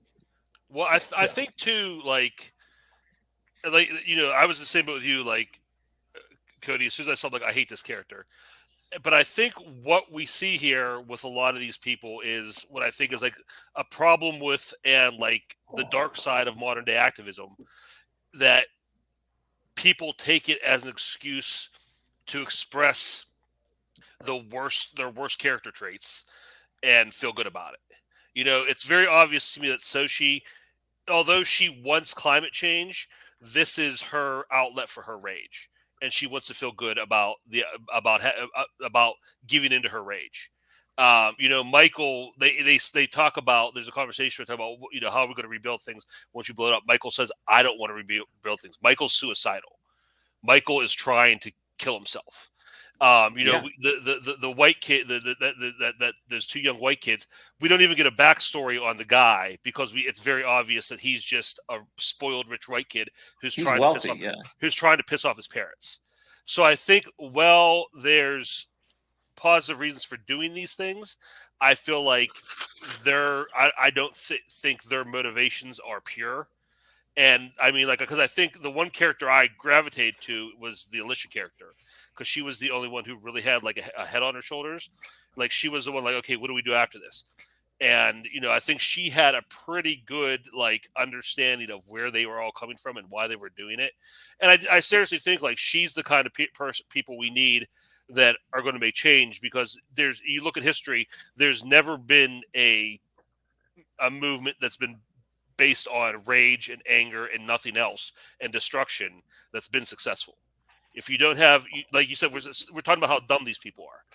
If the plan is we're just going to blow everything up and then leave these people in charge to make the next decisions, we're done for. It doesn't matter if we save the environment, because we have nowhere to go from there, or we're finished. Yeah. Everybody else. me and Scott kind of drove the main trucks. I'm curious what everybody else thought.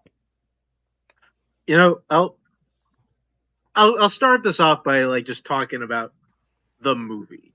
Yeah. Because because I think as kind of like a heist movie, I think it's honestly set up really well. Yeah. Just because like we start off, it kind of reminds me a lot how Hell or High Water was structured, where we're starting off at the beginning of the job. And as we're progressing through the story, we're kind of figuring out everyone's motivations and why they're here, kind of what brought us to this point. We're kind of learning like the important stuff of the plot as we're going forward. And I thought, wow, this is just a really well-structured story.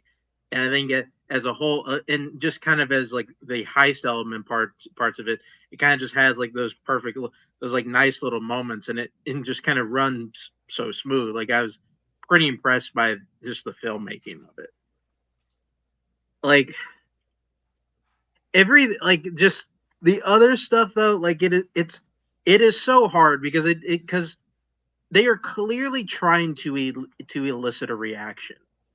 Like that is clearly their main point, and it's part of it is mainly because I think we brought it up before. The characters, most of the characters are kind of unlikable.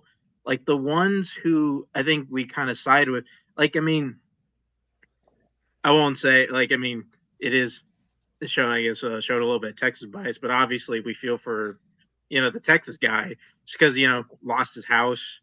Feel for I can't remember, but the girl who got cancer. Yeah, we feel for her, obviously. Although there are definitely people like who are just like, what are you doing here? Like, what are you really mad about? Like the other like the kid that's the guy, I think it was Sean, like the girl, the guy that Sochi met in college. Like, what are you doing here? Like, what's your reason to be angry about this? Are you just angry? Like what? And especially at the end, which is 100% purposeful, where we get to the end and we see Sochi make that viral video, and it's clearly meant to look like a fucking like Al Qaeda video, where she just standing there, like kind of in front, like being shot with like a camcorder. Like it's like okay, like it's one of those like I don't. Like I understand like this is clearly what the movie is going for, but it's also like I kind of agree. Like it's like I don't know, man. It just feels like a lot, and there is a thing of like there is a bit of like you somewhat portraying these guys as heroes for the cause. Like there's definitely some of that going, which is just it's just such a weird decision to make for the movie. Tony? Yeah, I mean, in terms of like the movie itself, I think it did I think it's a good movie in the fact that like, as like, pulling a job, it does a good job. Like in terms of building the tension, like as like things are going on and preparing. Again, that fucking trope just needs to die, where there's always that one fuck up on the crew, or in this case 2 fuck ups, but there is a glorification aspect of it because it like, and I think that's the purpose of not. Let me kind of pull back on that. The purpose of the movie, like in the world of the movie, it is meant to start a quote revolution where next the guy's yacht is getting, at the end is getting destroyed, kind of thing. So it's just it's meant to elicit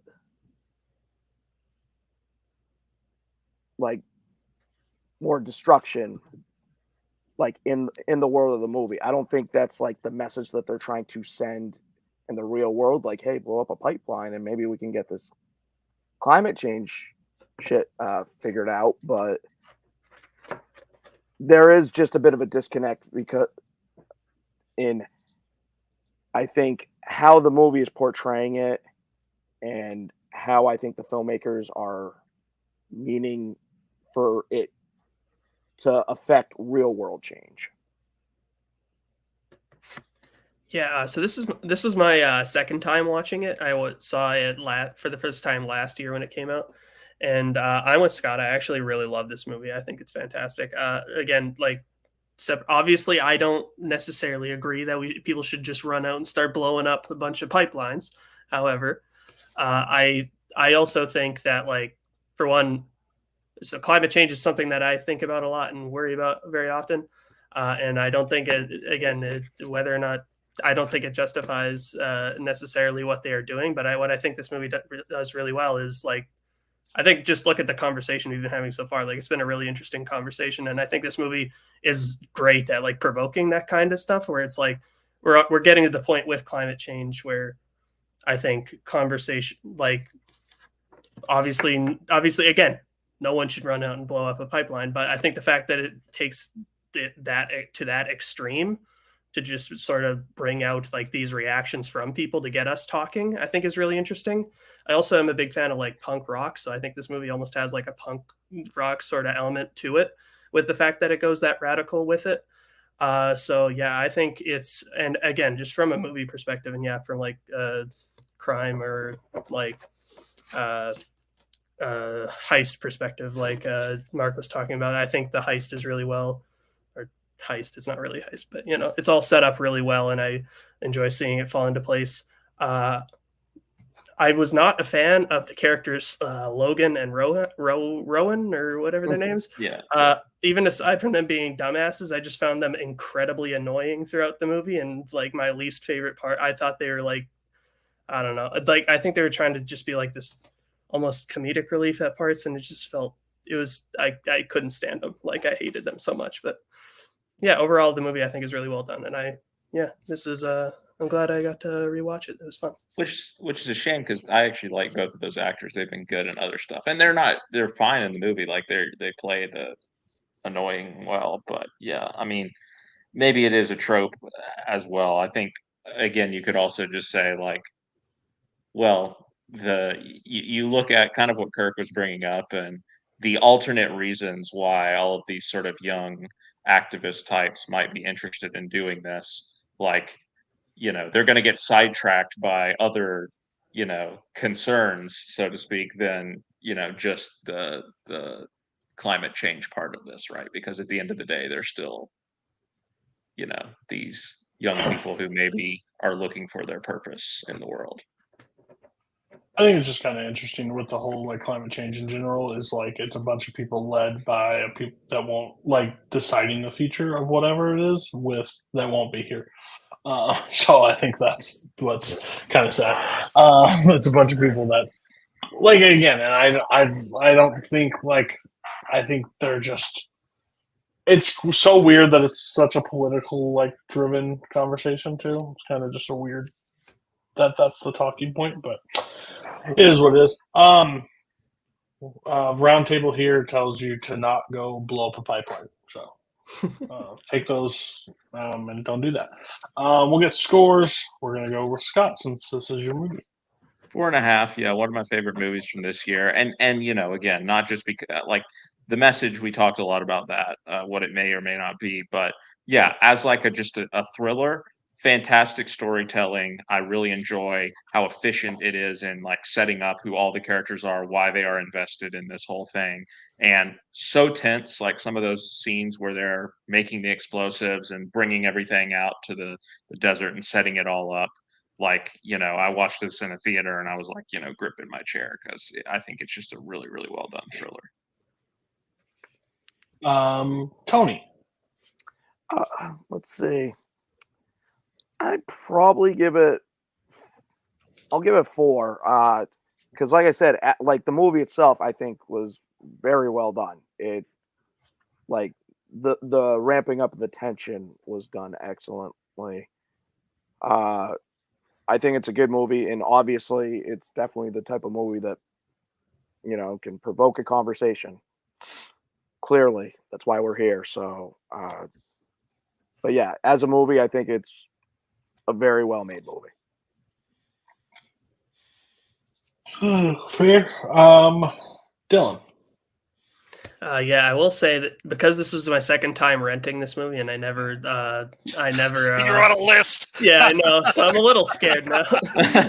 I never rewatch movies, also, and like spend money on it twice. So I'm a little worried. But yeah, see Dylan for a while. They're going to set up a hearing against him like the end of Oppenheimer. We have both receipts right here on the rental. So yeah, I'm going to say 4.5 stars and leave it at that. Mark. Well, I will say, Dylan, that Indian kid had a TikTok on how to make bombs, and they didn't flag him. So I think you may be okay. Yeah. So I really hate doing this because I don't like to differentiate this, but just as a movie, it is very good. I liked. I think it's just such a tight story, and I gotta give it props where it's due. I give it 4 stars. So I give this 3 stars.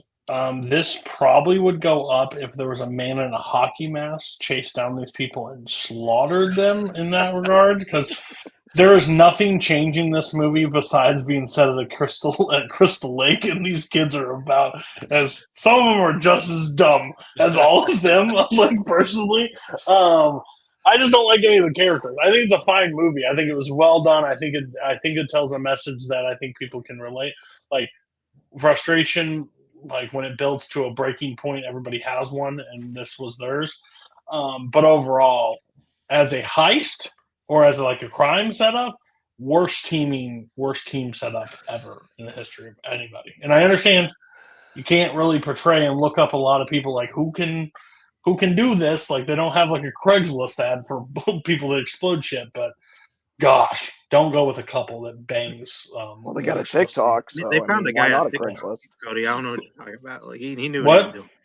They found a guy on TikTok. He knew what he was doing. He only blew himself up once. So, Yeah, and like every time he talks about it, I was like, oh, this could explode. He just came out with like soot on him like it was like a cartoon. Yeah, it's like a fun time. All right. Kirk. It's tough to separate it as a movie, and then all the baggage with it, and the filmmakers probably wouldn't even want us to. I haven't logged yet, so I'm not sure. I'll probably come in around a 3. Okay. Final 2 movies of the night. Killing of a Chinese Bookie. I've been recommended this movie for a while now. From Kirk. I had never got to it. He put it on the round table, so we finally watched it. I'm kind of hit or miss on John Cassavetes movies. Like some work for me, some don't. I think just this has like 2 recipes that really work for me: 70s and crime. So I'm fully kind of on board with all that setup.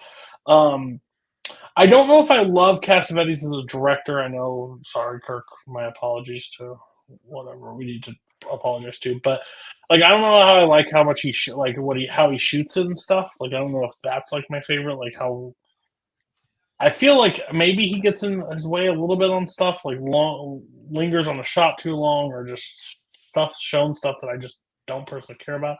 I know some people were like, "That's my cup of tea." Me, move the fuck along. Sorry, that's just my gut. Everybody else, did anybody see this movie prior to this? I had. Oh, okay. So, Tony, what was your take on a rewatch? Well, the first time I had watched it was more for trivia, so it's more like hey, trying to remember exactly this detail and that detail, more than like trying to like immerse myself in the story. And I will say, Kirk brought up this and A Woman Under the Influence as his two favorite Cassavetes. I'd probably go A Woman Under the Influence more than this, but I think Ben Gazzara does a great job in this movie. I think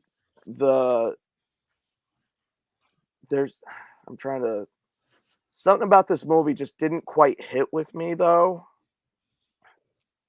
I think it's probably the fact that, like, while Ben Gazzara is great, he's also just so unlikable in this movie.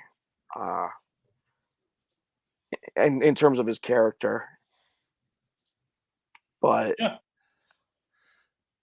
yeah. But I think there's certainly a craft to the film in terms of like how the shots are laid out and stuff that I think is very well done. That's absolutely fair.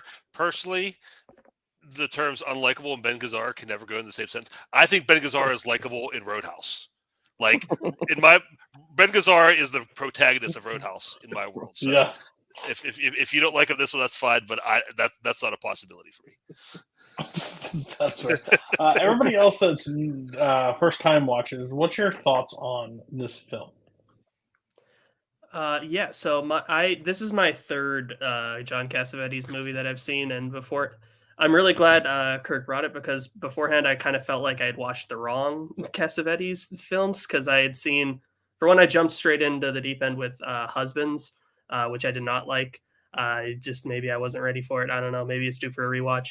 And then last year I watched Shadows, which I actually liked quite a bit. I just fell short of loving. But this movie I heard was actually like one of his best, and I watched it, and this one I absolutely loved. I thought it was fantastic. I definitely, part of the reason of it, I feel like it was interesting. I'm a big fan of the Safdie brothers, and after watching this, I could definitely see like, okay, yeah, they definitely were big fans of this movie, because it gave me a very similar style to them. It's even on just like a plot standpoint, it's not too dissimilar from like a Uncut Gems or A Good Time, where it's like a ticking time element, or like trying to repay debts and stuff. And also I think just from like the way it's shot, where it's like very almost claustrophobic and really puts you up close and with the ass, not that ass, the actors. The way it puts you up close with the actors, that was really well done. And yeah, just very, very gritty, very really great 70s crime film. Yeah, like grimy, just like dirty movie, like just from the opening frame, honestly. But I enjoyed it. This is my second Cassavetes movie. The other one is the worst child actor of all time, Gloria, that movie. But yeah, but otherwise an okay movie. But yeah, so this I feel like was kind of my first one. But yeah, no, I definitely agree with Dylan. Like, I picked up on some of the like, Uncut Gems vibes or whatever, of like this dude has got himself into a really bad situation, and it's basically one of those One Crazy Night movies in a way. Like, it's almost like After Hours at times too. It's like, how is he going to get out of this? And yeah, I mean, Ben Gazzara as like, he portrays like the sort of desperation of the character, but also sort of the like, oh, it's all right, I'll get out of this, right? I'll figure out a way to get out of this. It's really not a big deal. Like when he's, gambling away all of his money or whatever, and all of his dancers are there just sitting there looking at him like, And he's just like, it's fine. I'll just, I'll win it back. Whatever. It's no big deal. And then next thing you know, he's in the car and he's like, well, I just lost my entire club, but it's okay. We're going to get out of it. But yeah, just watching, the depths of how far that this normal guy who, again, they set him up well as like, he has a vision for this club, right? He's not just some sleaze bag who wants to just watch women dancing, right? Like he actually wants to sort of be an artist with the way that these performances are choreographed. Like personally, and this again is the one criticism I have for the movie is the performance and the nightclub scenes or whatever went on for way too long, and I don't understand why anyone would want to go and watch this sort of performance, because I thought it was honestly quite bad, and maybe that's the point. But I see why maybe he cut this movie down to a shorter. There's a director's cut that's much shorter. Maybe some of those scenes got trimmed down, but they did sort of halt some of the momentum of the movie, because otherwise, like, I like the pace at which the movie moves along, and particularly, once we get into it, all right, now you got to go track down the bookie, and everything that sort of comes out of that. It really is gripping. So I enjoyed the atmosphere of the movie. Really great central performance. Just an intense experience. Could have trimmed some fat. I will disagree with Scott. I found Mr. Sophistication quite sexy. To be honest. Didn't have that on my bucket list of my my bingo card of this year. So congrats. But yeah, like if I go to like some adult entertainment strip club type place, I see somebody who looks like me on stage, I'm leaving. Like I'm not staying another minute. Like Mark, don't sell yourself short. Come on now. I don't call you Big Chill for nothing, buddy. Let's go. But I mean, I don't know. Like I'm hearing the comparisons of the Safdie brothers, and I honestly just wish I was watching Uncut Gems for the majority of this. Like, I really like. It's really because Ben Gazzara. I really like Ben Gazzara's performance. I really like him in the movie. Just because the character himself is really fascinating. Where clearly everything's going wrong, and like from just the very beginning when he goes to that guy and like he hands him some money, he's like, yeah, I never want to see you again for the rest of my life. Like, well, he's gonna be in another situation like this. Like we already know it.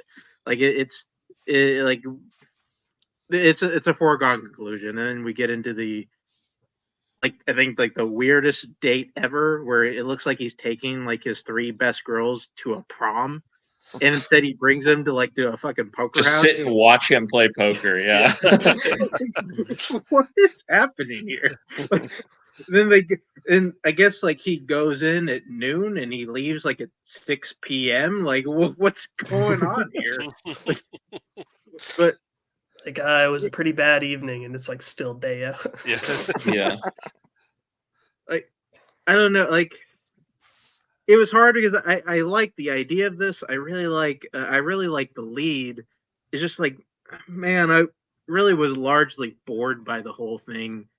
And even though like I get it, like other things have been inspired by this, but there are some times when I look at stuff and like, I like the stuff that was inspired by it much more than I think what comes up. This is also my first Cassavetes movie. I would kind of intrigued to watch some more, but I mean, this is like one of his better movies. Like, I mean, makes me cautious to go into the rest. I'll tell you real. I forgot to mention the best scene is where he's in the phone booth just yelling at the guy in the club. Like in the middle of his whole ordeal, he's like, yeah, I should probably just call and check in on how things are going at the club. And the dude that has like no idea of what's going on, what part of the presentation, and he's like, Perry, like just screaming at the guy. Yeah, I Like, can't he's give you he's asking him like anything what but love. yeah, it's like, what yeah, what yeah, song? exactly. He's like He sings says the out the lyrics. title of the song. Like, what are So you doing, good. man? No, I mean I love that too, but I mean that's what I love about the character. He's so obsessed, like he's so focused on this dumb little club, and that's something I love about the movie. Is most movies, however unimportant in the grand scheme of things the protagonist's goal is, whether it's like to get the girl or to win the big game or whatever it is, like the movie presents that as important because it's important to the protagonist. This movie shows you very clearly what like a nothing little dive club the Crazy Horse West is. And like speaking to what Scott was saying about those scenes going on, like I think it's to show you how bad it really is. Like this is not like a good place to be. This is not like some like upscale club like Cosmo thinks it is. Even that final scene where he's giving that speech and he thinks he's saying something like very like meaningful and he's pouring his heart out. Everybody's like, take it off, bring out the girls. Like he's being heckled because no one cares what he has to say. And I love that about this movie is how honest it is with who the character is and what the situation is.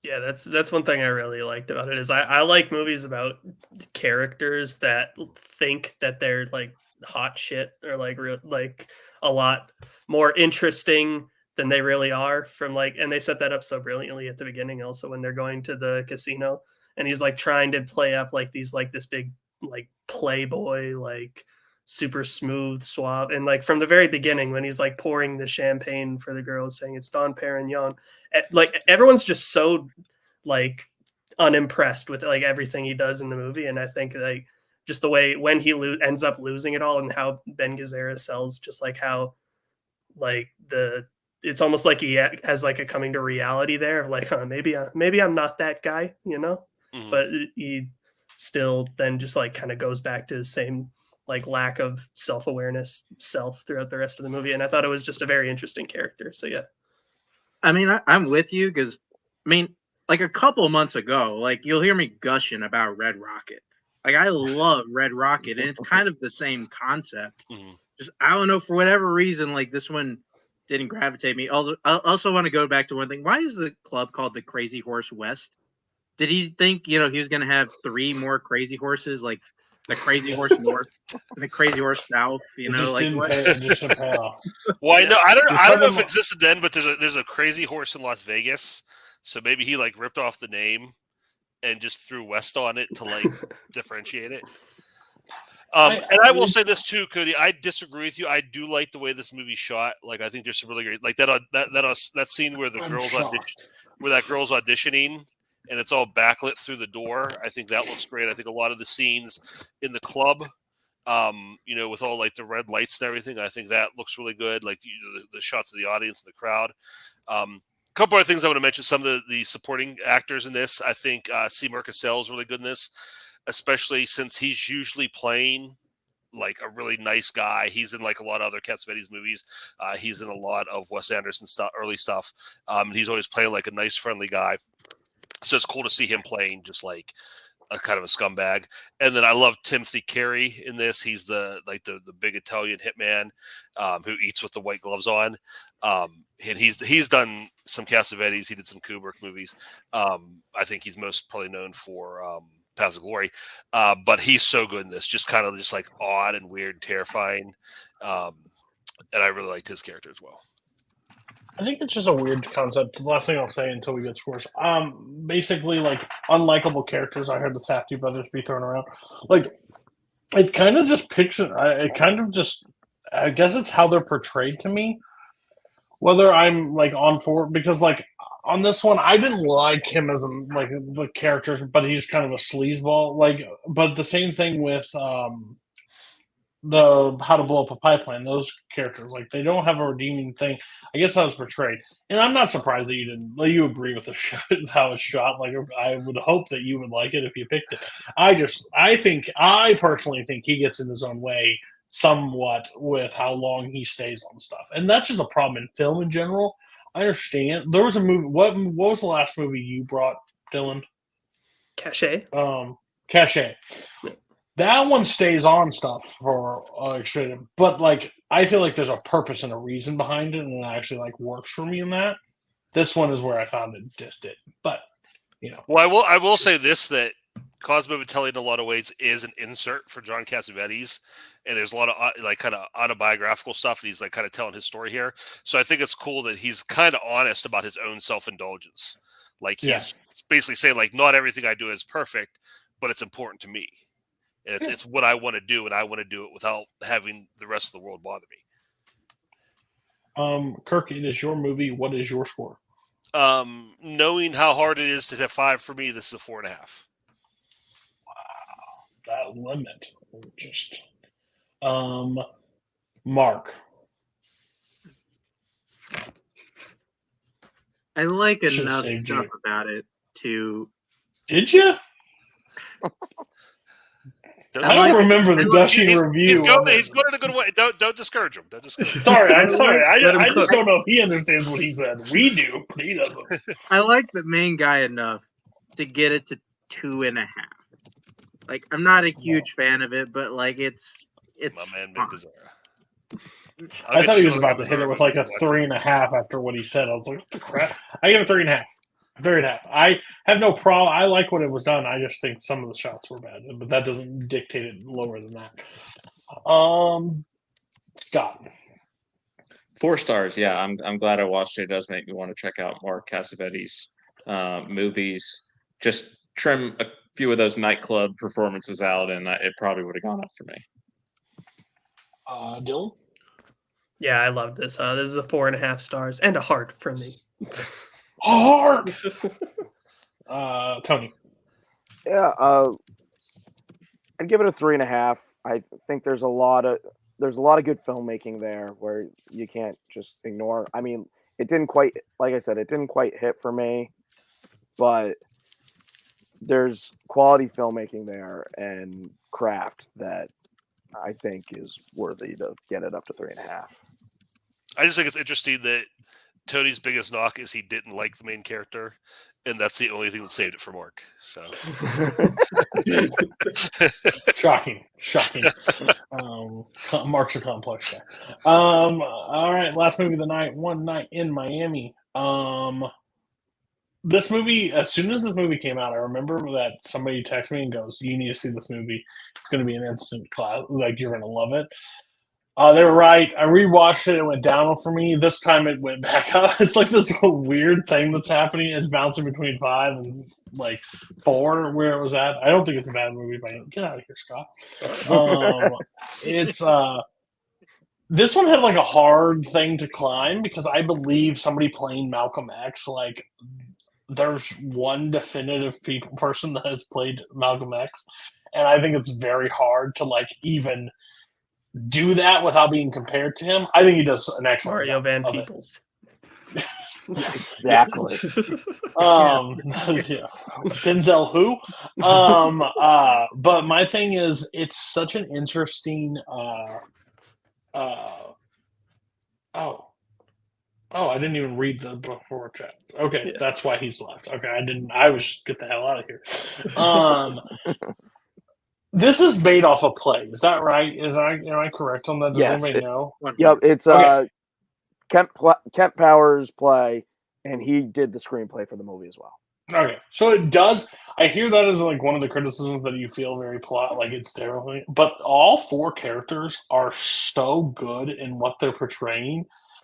It is like outstanding. Like my favorite scene in this movie is what's the Bob Dylan song that they put on? Blowing in the Wind.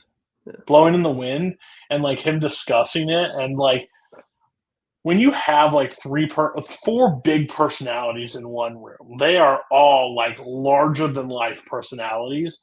And when he looks at Sam Cooke and goes, he's going up the pop charts and more than anything you've had trending right now, and that's a white man singing it. And it's just like the shot to that man's ego that he just took, like just went up to his chest and pulled the trigger, like is just a crushing defeat, like for him.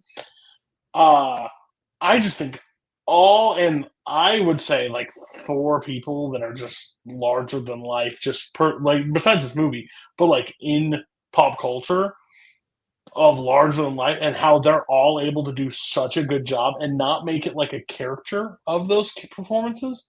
Because there's a realm that somebody gets cast as Muhammad Ali, and it is a joke. Like it's a cartoonish, like doing your best impression of like him possible, and I think they do it such a well balanced performance. I think Regina King's directing of this is very strong too. I think of how they set everything up. Did everybody see this movie prior to this? Yes, this is the second time Tony made me watch this movie. What'd you have to watch it the first time for? Opening Anto. night. Yeah, Anto. Yeah. Gotcha. Okay. Am I the only one this is the first time watch? Oh, this is your first time watch? Yeah.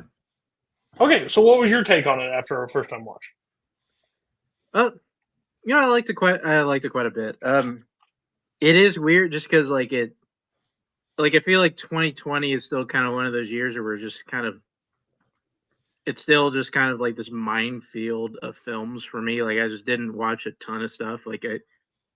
For me, I'm notorious of just not watching streaming movies. Like I just I hear they're out and I'll just get to them when I get to them. And it took me like 4 years to get to The Irishman, but whatever. What's your thoughts? I think what's Right. I think what's really interesting about this, I really like that this movie, even though, it's clearly a play, and I think maybe people have brought this up about this. I've never seen a movie that was based on a play and said, "Oh man, I can't believe this movie was based on a play." I never would have noticed. It's easily noticed, in any type of movie it's done. But I think what I like most about this one, it's kind of it goes kind of into a hangout movie, and it's just centered around these guys as friends, and it kind of push in the background the fact that all these 4 men are just really influential members of their time, especially in the Black community. It's just no, these guys are just buddies, and this is just kind of them hanging out and kind of putting that in that context of this is just kind of just friends kind of getting each other, especially when we get into all the Sam Cooke and Malcolm X stuff, where I think it's very easy to maybe that can come off as preachy. It almost comes off as that when you have to tell your friend, your really good friend of several years, hey man, you got to get a job. You can't just be this guy anymore. You just kind of have to fix what you're doing. That's what it comes off as. And also, I really love the performances of everybody in here. Especially the one that got me was just kind of Aldous Hodge, just because he is just kind of the poster boy of oh, I've seen this guy in things.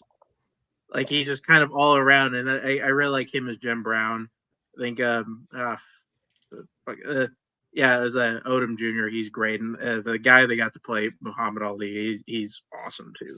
No, I enjoyed it quite a bit. I'm always down for a good hangout movie. Yeah. Yeah, so this was my second time watching it. The first time I thought it was just okay. I think I had it at a 3 stars, and this time I had some of the similar issues, but overall I think I liked it more. Definitely, I think it takes a while to get going. I'm not a fan of all this, a lot of the stuff that happens before they all get to the motel room and then start having the conversation there. I think early on when they granted, I don't know if was this shot during the pandemic. It had to have been. There's no way it wasn't. Okay, Very close. Well, because at least the second half. The second half has to have been shot at during the pandemic. Okay, because when I almost got the feeling when I was watching the early boxing scenes, I was like, wow, this feels like there was they got 10 extras in a room to shoot this. I was like, this looks almost like a TV movie. The production almost looks that cheap, but so there are moments like that where I feel like the direction and just the overall quality of production, I thought it didn't look that great. I think the direction's a little flat throughout, but once they all get to the hotel room, I think the the screenplay just like soars, and like I love the dialogue between the four of them. Yeah, I'm with Mark. I think Aldous Hodge was great, and also Kingsley Ben-Adir, I think is his name, the guy who plays Malcolm X. Those are my two favorite performances in the movie, and I think naturally my favorite scene is when it's just the two of them having their conversation, and Jim Brown is like almost like challenging Malcolm in a bit on some of his stances there, and the way those two like were having their conversation, like very respectful, but also just also challenging their own viewpoints. And I thought it was just like a really, really cool scene between those two, and I thought it was really great. So yeah, again, I also feel like the movie kind of gets bogged down when it gets too obsessed with the iconography of all four people, like when it's like, oh look, it's that famous shot of Muhammad Ali boxing underwater, like and stuff like that, where there's like little moments like that sprinkled throughout where I just kind of like roll my eyes and I'm like, okay, yeah, we get it, like we know who these guys are.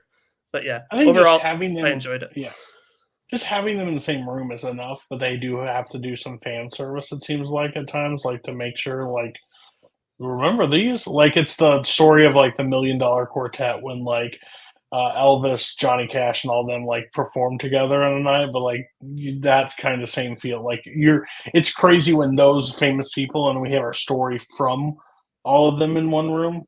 It's kind of crazy, like that happened. Like, of course it could have happened, but just to know it and know stories from it is kind of crazy. Kirk, what's your you deep cutted it and then you watched it, so what's your overall thoughts? Like Tony said about my movie, it's a lot better to watch it just not like that. But no, I think it's a good movie. I do agree with Dylan that at the beginning, I think there's a lot of effort to continuously remind you who these characters are, and how big it is. But I don't necessarily think we get that. Once we get into the hotel, I think there's a lot of good stuff. A couple of things I disagree with both what you and Mark said, Cody. I very much feel from the stageness of this. I think that a lot of the dialogue in that hotel room is brilliantly written, but I also feel like it's very much, I am now saying my dialogue, and when I am done, now you say your dialogue. Okay, you are done with your dialogue, now I will say mine. Like, they're all just waiting to talk. I definitely feel that it's very, very stagey. I also disagree with you, Cody. I think there's three really well-cast actors in this. I feel that Muhammad Ali is the caricature you're talking about. I feel like it's funny because there's a moment where they're getting on Malcolm X and like, oh, you're starting to sound like you're starting to talk like you talk in front of the cameras. I'm like, well, what about Cassius Clay over there, just like repeating all of his greatest hits in general conversation the entire movie? I feel like if Muhammad Ali was in Walk Hard, a Dewey Cox story, it would be this exact character. Like this, that's who Malcolm X is, or who Muhammad Ali is in this movie. I think the other you are literally the worst. I think I'm telling you what I saw in the movie. I think the other three are really great. I agree. Aldous Hodge is the highlight. I think he's the best as Jim Brown because I feel like he is the least there to. He feels the most like a real person.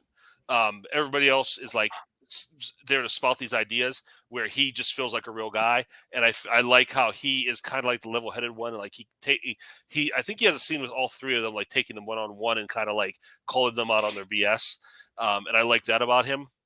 I love the Sam Cooke and Malcolm X back and forth. I think that's great. I think like what I love how there's like that counter punch to it, like where no one is like ever like totally winning the argument. Like they both make really great points. Like I love the part where Sam Cooke's where he's like, oh, you know what, you're just out for yourself, you're not looking out. And Sam Cooke brings up the thing about the Rolling Stones and how they're out there working for him.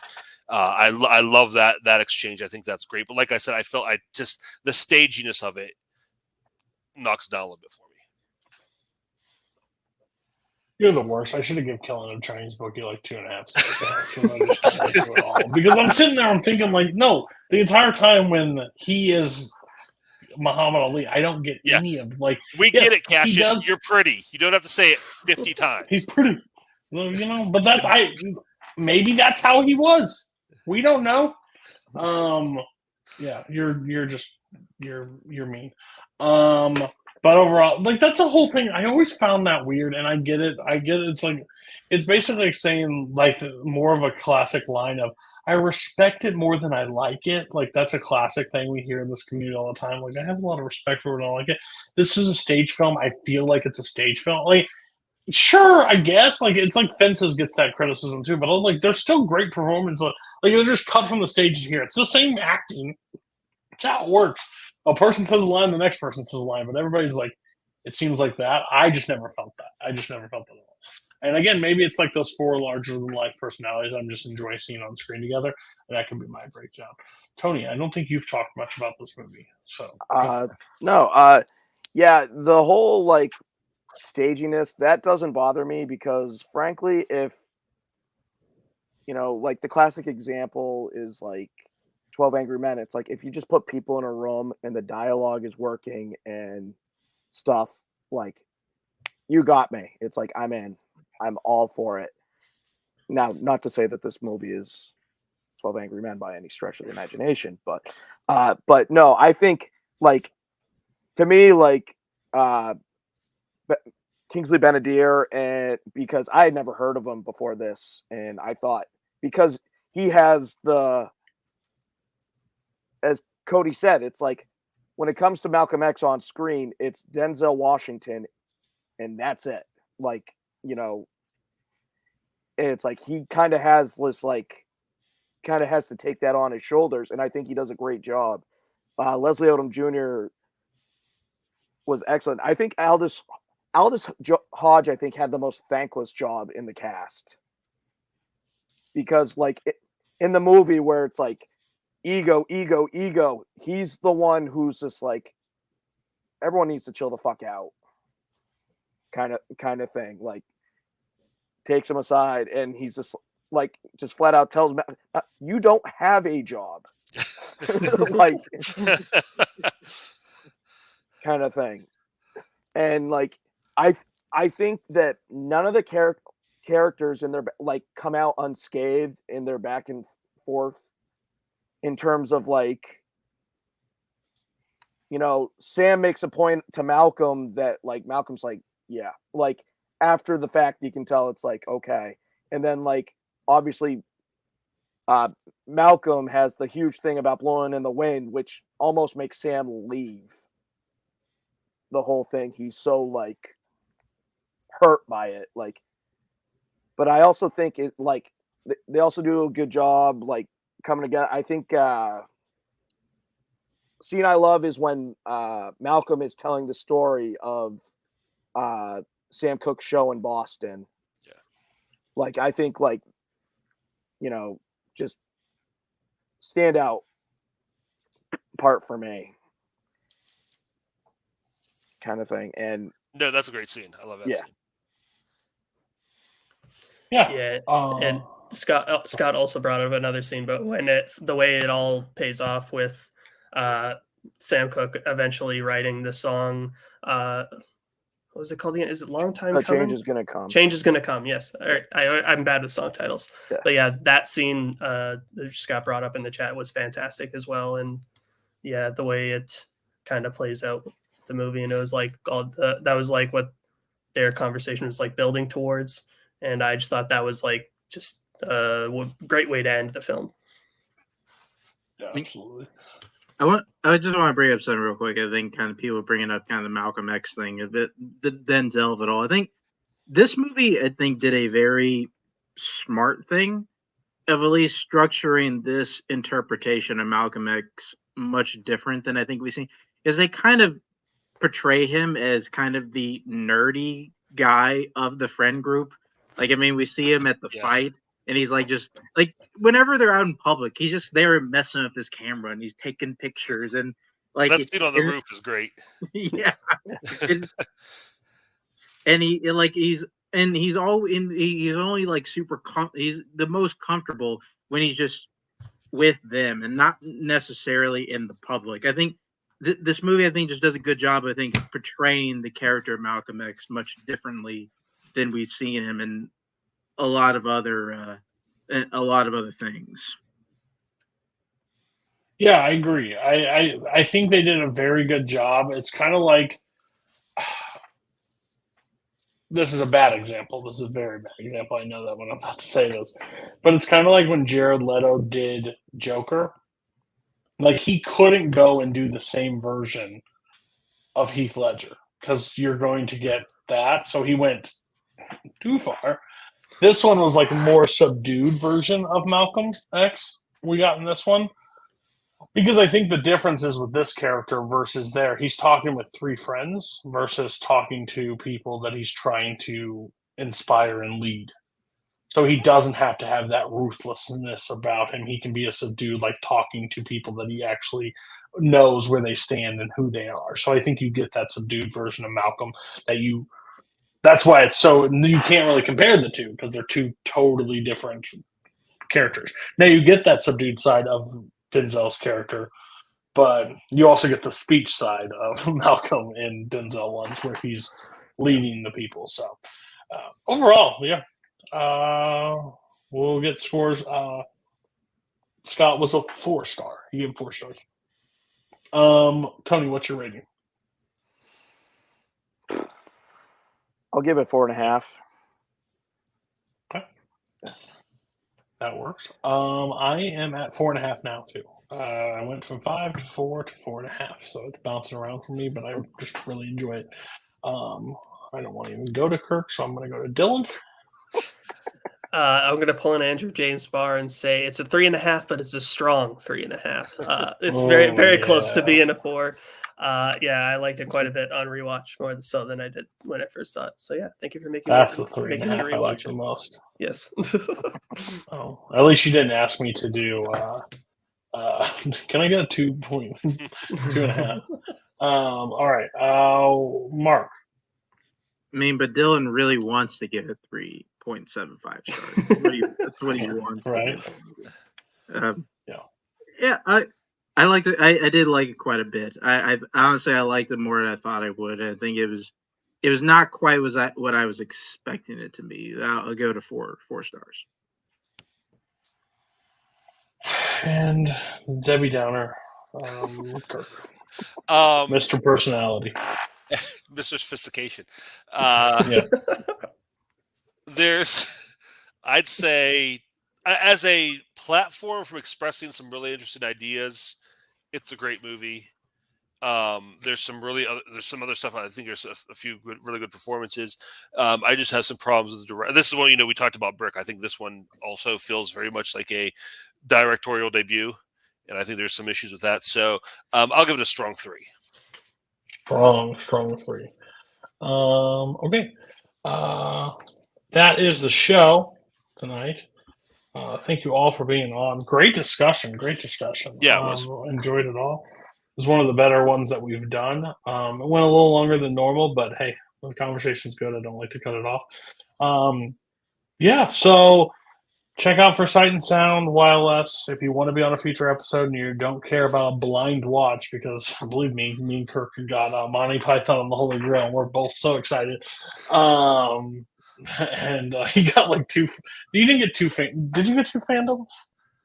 Yeah, you got 2 fandoms technically, so that's just right up Kirk's alley. That show may be a little bit more unhinged than normal Roundtable. And then if you want to be on a future episode, just reach out to me and let me know. Other than that, have a good night. Bye-bye. Hey.